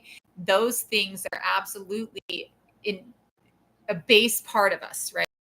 Things are really basic within us. And some of them are basic within many species, some of them aren't. One thing that is really basic within us and species is, the way we interact with the environment tends the environment, or at least the way we naturally interact with the environment tends the environment. Just like, we're expediently bipedal and we move across the planet. Those things are really important to who we are as a species, right? Well, we are noble until we're not. We're 300,000 years old as a species, and for only 10,000 years have we been doing this. This right here, this bullshit, it's only 10,000 years old. Othering, hierarchy, destruction of the environment, these things are legitimately only 10,000 years old. That means that for 290,000 years, we were not a blight on the planet. We were a positive for the planet. And it's 10,000 years old in one area. In some areas, it's only a couple hundred years old. In some areas, it still hasn't reached. There are still nations in the forests of the Amazon that have not been reached, right? Or have not been there's mild interaction, like they see a plane overhead kind of interaction, right? So there are still places in the globe where this concept hasn't reached. It is this concept that is the problem, is the concept that the earth was created for us. And since the earth was created for us, we can destroy it if we want to, instead of the knowledge that we were created for the earth, by the earth, to help the earth, right?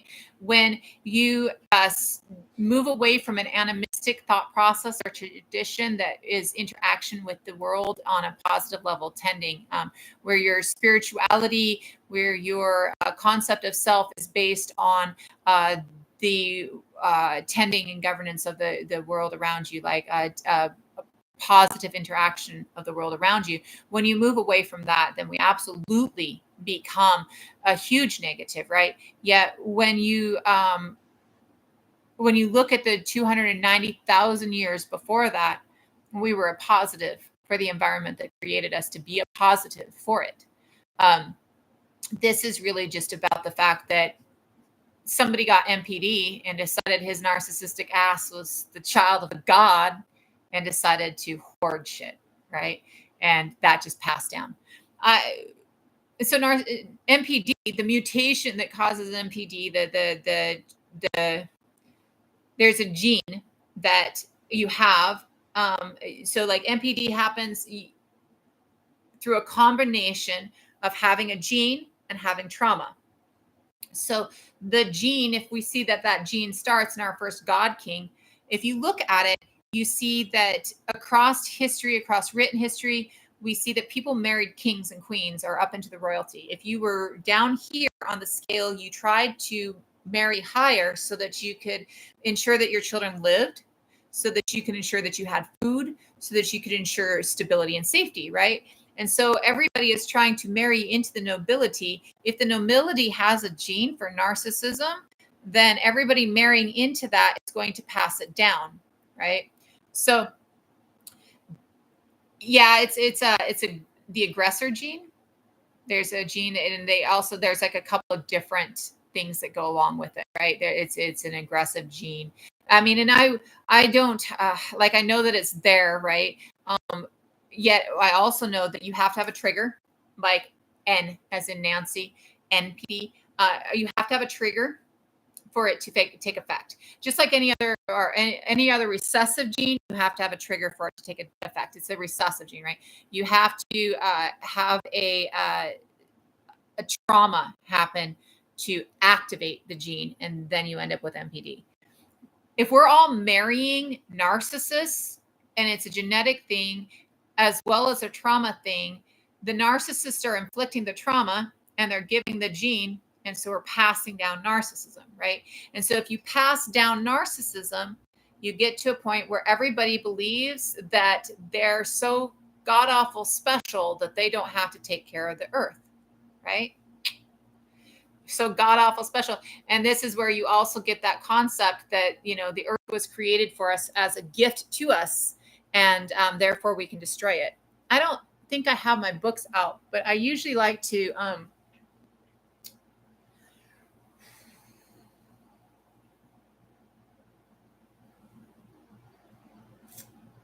one second, let me see if I can find my books, because actually I have Robin Wall Kimmerer wrote a book called Braiding Sweetgrass, and Robin Wall Kimmerer is a citizen Potawatomi member, a member of the Citizen Potawatomi Nation, and she is the foremost expert in the world on mosses. And braiding sweetgrass is a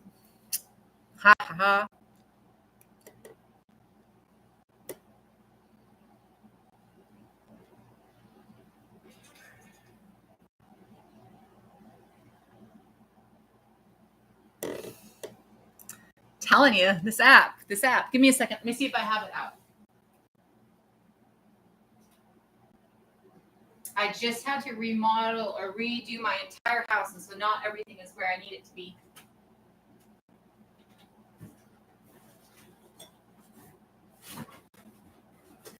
I do not. Okay.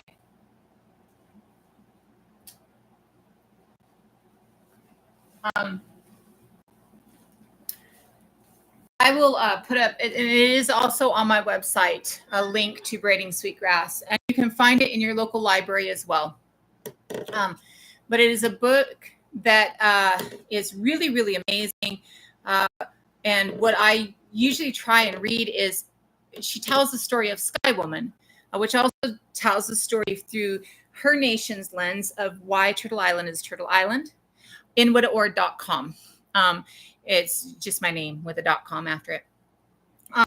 And there is a books tab on it. Yes, and it is the top book on there, Robin Wall Kimmerer's Braiding Sweetgrass.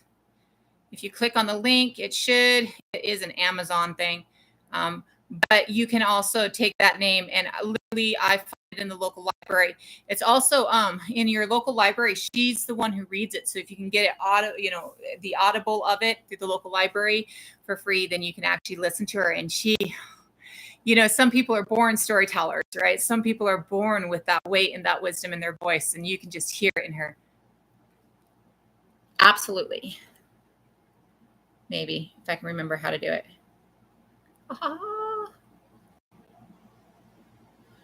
So that, and it is on the books tab on there. And I'm sorry, I know that the chat goes really weird sometimes, and my thing is like having a hard time, right? So when I only talk about it usually, I mean, I love the book and I listen to it to fall asleep sometimes just because it's so beautiful to listen to. But when we were talking about the differences, Sky Woman Falling is a story that Robin Wall Kimmerer tells. And she talks in that about the difference between, she says at one point, she says, on one side of the world is people who co-created the good green earth. And on the other side of the world is on one side of the world is a woman who co-created the good green earth and is the ancestor of us all. And on the other side of the world is a woman who was ejected from the garden and forced to wander in the desert, lacking. And I can't help but think that should they ever meet, Sky Woman would look at Eve, because it's talking about the difference between the story of Eve, the creation story of the Bible, and the creation story of her people. If I can't help but wonder if Sky Woman ever meets Eve, that the statement is, sister, you got the short end of the stick. And it's real, because when you look at the creation story within the Bible and the creation story of Eve, she gets ejected from the garden, right? She wandered through the earth forever, without the sustenance and the needs. Life becomes hard, Scrabble. Life becomes hard, right? And really, the difference is the co-creator of the good green earth, compared to being forced to wander, alone, right? A co-creator of the good green earth is tending. A co-creator is a part of the positive of it, right? Whereas in the story of Eve, it was a gift that was made, and then they're punished by being cast out into the gift, right? And so there's no need to maintain the gift. It's a punishment, and you're wandering through that punishment until you can go home to heaven, right? So why take care of that? Whereas for Indigenous people across the globe, right, not just here in Turtle Island, Indigenous people across the globe, there are Indigenous communities across the globe, current today, Indigenous people across the globe, the animistic interaction with the earth is about co-creating. It's about tending. It's about doing a positive for the earth, right? So, well, we absolutely have many people who are problematic, right? We absolutely have many concepts that aren't. Yes, I am going to go. I'm trying to keep myself to just under 2 hours from, as I'm dealing with stuff, because I also have a lot of, if you don't know me, if you're new, I'm a war vet, and I'm actually losing the ability to walk. So it's been really painful lately, and there's a lot of problems going on. And so while I do this because it keeps me positive, I try not to do it for too long so that I'm not causing myself problems. So I am going to go ahead and go. I like to talk about a couple of things before I go, though. So what I really want to talk about is, I've touched on the fact that we are biologically nurturing and communal. But let me go into why I say that. Again, I'm a war vet. It's injury, even physical. I've gone through extensive physical therapy. They've done extensive things. I'm the bone. So the HLA gene causes the bones in my body to grow faster. When you have regrowth of bones, like if you have an injury, your bones regrow. The regrowth, or the osteoblasts in my bones, are too much. They grow too fast. So they grow even when they're not damaged. And so it causes a whole lot of osteoarthritis, basically. And then I have severe nerve damage and severe spinal damage. And so thank you for your support. I appreciate that. I take way more pride in Standing Rock in 2016 and Portland in 2020 than I will ever take in Iraq in 2003. But thank you for your support. We are nurturing and communal as a species biologically. And how we know that we're nurturing and communal as a species biologically is two factors. We have to have somebody assist us giving birth. We have what is called mandatory midwifery. We are the only species that has it. The only other species that ever had it was Neanderthal. And what mandatory midwifery is, the fact that our pelvic outlet is like this, and it's kind of tilted, okay? It's shaped like an oval. The head is shaped like an oval from front to back, and the shoulders are shaped like an oval from side to side. So as we are taking the baby out of the body, the baby has to be turned twice. They start with their nose facing backwards.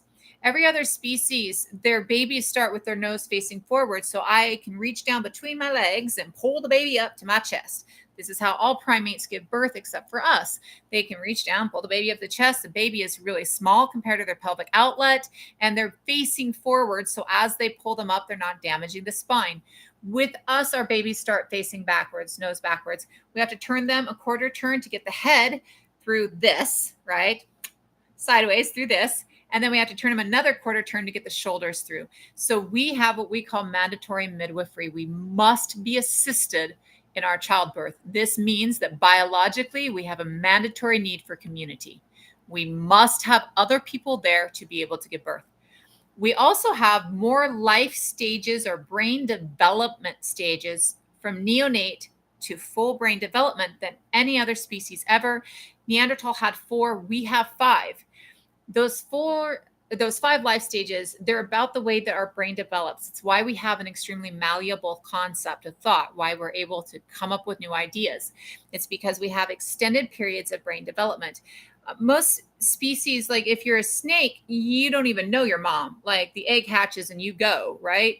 And if you are, like an elephant, you're going to have longer childhood, adolescence than many other species. But if you're a horse, you've got like 2-3 years, right? We have these extended periods of brain development. You have like 2-3 years from the moment you're born to talking and walking and being able to kind of semi care for yourself until most of us are like 5 before we can semi care for ourselves, maybe 2 or 3. We do see that in societies that actually encourage that, which primitive societies would have actually encouraged that, which is why they're not so primitive. Yet we also see that requires us to nurture from neonate to adult. While the brain is developing, our infants, our children, they can't care for themselves. They don't understand the world enough around them to keep themselves safe. And so they must be nurtured. Now, in any society, including today's society, it takes multiple people to nurture a child from neonate to adult. Even if you are a singular parent, you still have an employer. You still probably have a daycare worker. You still have a grocery store worker. You still have the farmer who harvests the stuff and the truck driver who drove it to the store so you can get to the grocery store worker.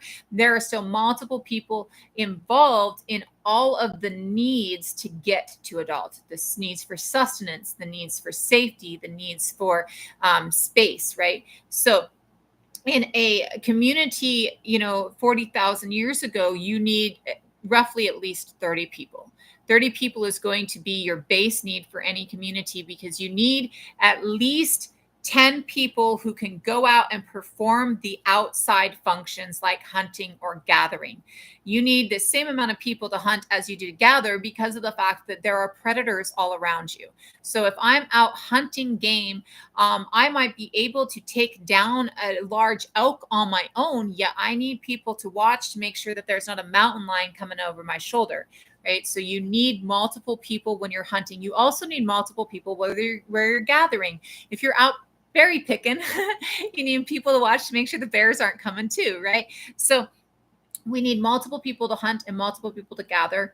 We also need multiple people to go get water, right? We also need somebody who's staying home, wherever home is, to keep an eye on the baby.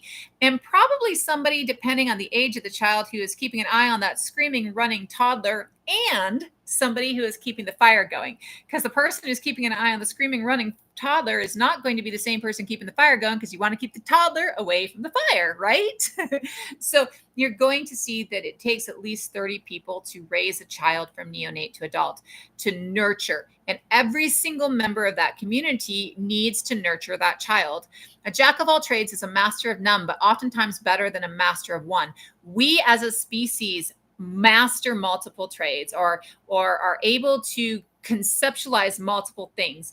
You don't just tend the fire, you probably also cook, and maybe you also hunt, right? No. Though, okay, so some people would have, right? So yes, I mean, I grew up with hearing a lot of histories from elders, right? And so I do know that there are many nations who had the capability, like the way that they would teach their children from very young would prevent that, right? Like I remember hearing as a child about a tradition of like when a baby starts to cry, like plugging their nose until they stop crying, and having to do that with infants to get them to learn to not cry. Like I remember hearing traditions like that as a child. So I do know that, we do have nations here within Turtle Island who had abilities to stop that. And absolutely, I'm sure that they had ways. And it should be noted that a cave is actually really safe, right? Like people are like, oh my God, you got to worry about the cave bears attacking, right? No. If I have a fire inside my cave and anything near the front door, cave bears aren't going to come into my cave because they're not going to be wanting to be near that fire. Fire is scary for every animal, right? Unless they've been domesticated. So a cave is actually pretty safe. So a screaming toddler in a cave isn't going to likely get you attacked, whereas a screaming toddler out and about running around will likely get you attacked, right? But yes, absolutely. There are nations today that we know of that actually have methods of teaching their babies very young not to be screamers, right? Still, you do need, it still takes multiple people to make sure that chasing the toddler, I don't want to chase the toddler into the fire. With that, uh, we need all of these different knowledges to nurture our child, right? A child needs to know not only how to walk and talk, but a child is going to know how to tend the fire. A child should know how to gather or to hunt, whatever skill that they are excel at, right? Whatever skill that they're real. I had a screamer son too. And it was funny because my daughter was a real loud screamer. My second son wasn't, but my second child wasn't, but my third child was a loud screamer. He still is a loud screamer. um, so we need multiple people to nurture us.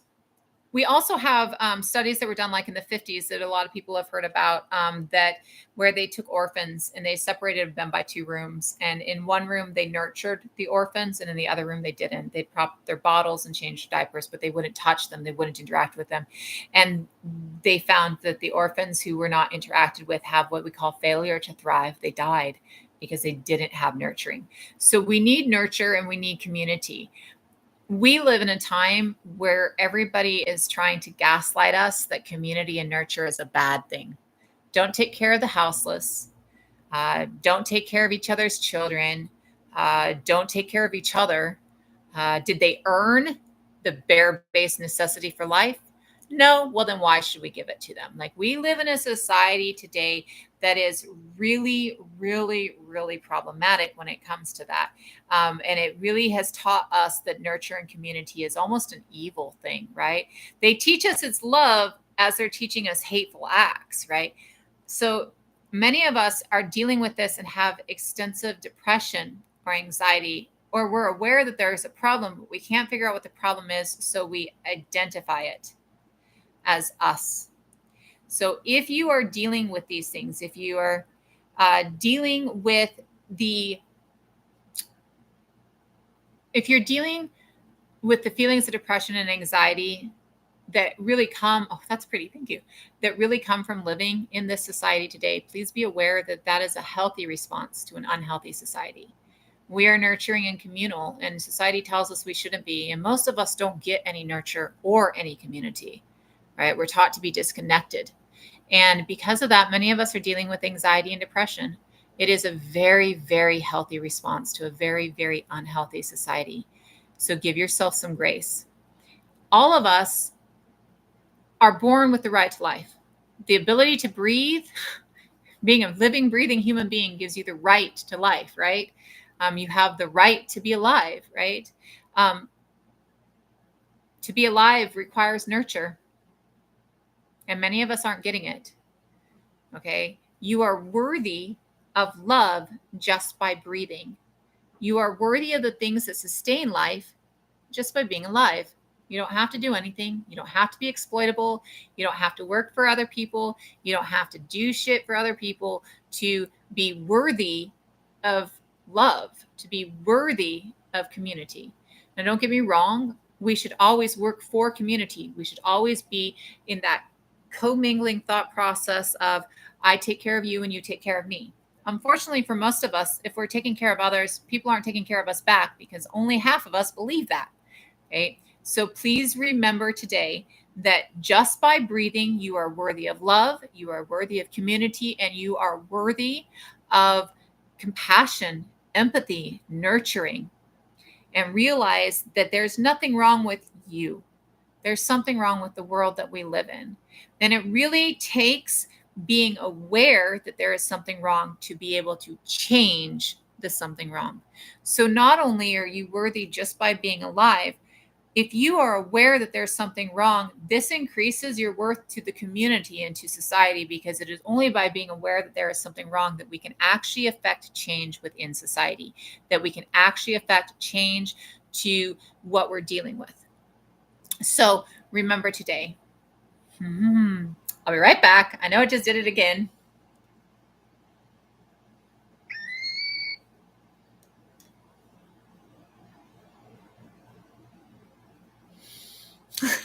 Sorry. So remember today that you're loved and that you deserve love and that you deserve community and you deserve nurturing. And I know many of us feel like nobody loves us. And I want to tell you that if you feel that way, you're wrong. There are people out there that love you. You may not feel like it, yet even in my worst times, if I look back, there were people there who were trying to love me, right? So remember that you are loved. And even if you don't see anybody around you that you can go, that person loves me, please know that I love you just by the quality of you breathing. And I love you more because you're aware that there's something wrong and you're here to help, right? That you're going to help change that. And even just by talking about it, you're helping change that. Even just by, expounding on people's knowledge, you're helping change that, right? So I love you. I love you. You are loved. You are worthy of love and compassion, and you are worthy of being here. And how do we fix this? How do we get somewhere different where this isn't what we're dealing with? It's really simple to me. Land back on a global scale. Returning tending and governance to indigenous nations across the globe ends climate destruction across the globe, and it ends the issues that we're dealing with across the globe, because indigenous culture, animistic culture, which is part of the definition of indigenous, right? Indigenous culture is holistic in the whole thought. It's holistic of the whole body. It's holistic of the whole, right? It takes care of the whole, right? So tending and governance, taking care of the whole, actually alleviates and eradicates a lot of the things that we're dealing with now. So the way that we get back to where we need to be, the way that we end this issue, is land back on a global scale, returning tending and governance to indigenous nations on a global scale. Now, this does not mean get out. Nobody's telling anybody to go back to where they came from unless they're white, neurotypical American, right? And really shitty people. It means that the understanding of how to work with the world, the understanding of how to work with the environment, and the understanding of community gets returned to the tending and governance of indigenous people who totally understand that thought process. So land back on a global scale ends what we're dealing with now, because we have indigenous communities across the globe, in every space. There are indigenous communities still thriving and working for that. Take care, everybody. Have a great day. Remember that you are worthy of love, compassion, nurture just by existing. Remember that the problem is not you, the problem is society. And remember that land back on a global scale changes that, tending and governance to indigenous people on a global scale. Much love, everybody. I will try and come back tomorrow. This actually worked better today than it's been working. It froze a couple times, but at least it seems to be getting out. So I will try and come back tomorrow. And I'm so glad you came, Kawa, too. And if I'm pronouncing that wrong, I apologize. Take care, everybody. And I will see you guys tomorrow. It was so much better. I only crashed like 3 times, which sounds horrible, doesn't it? Take care.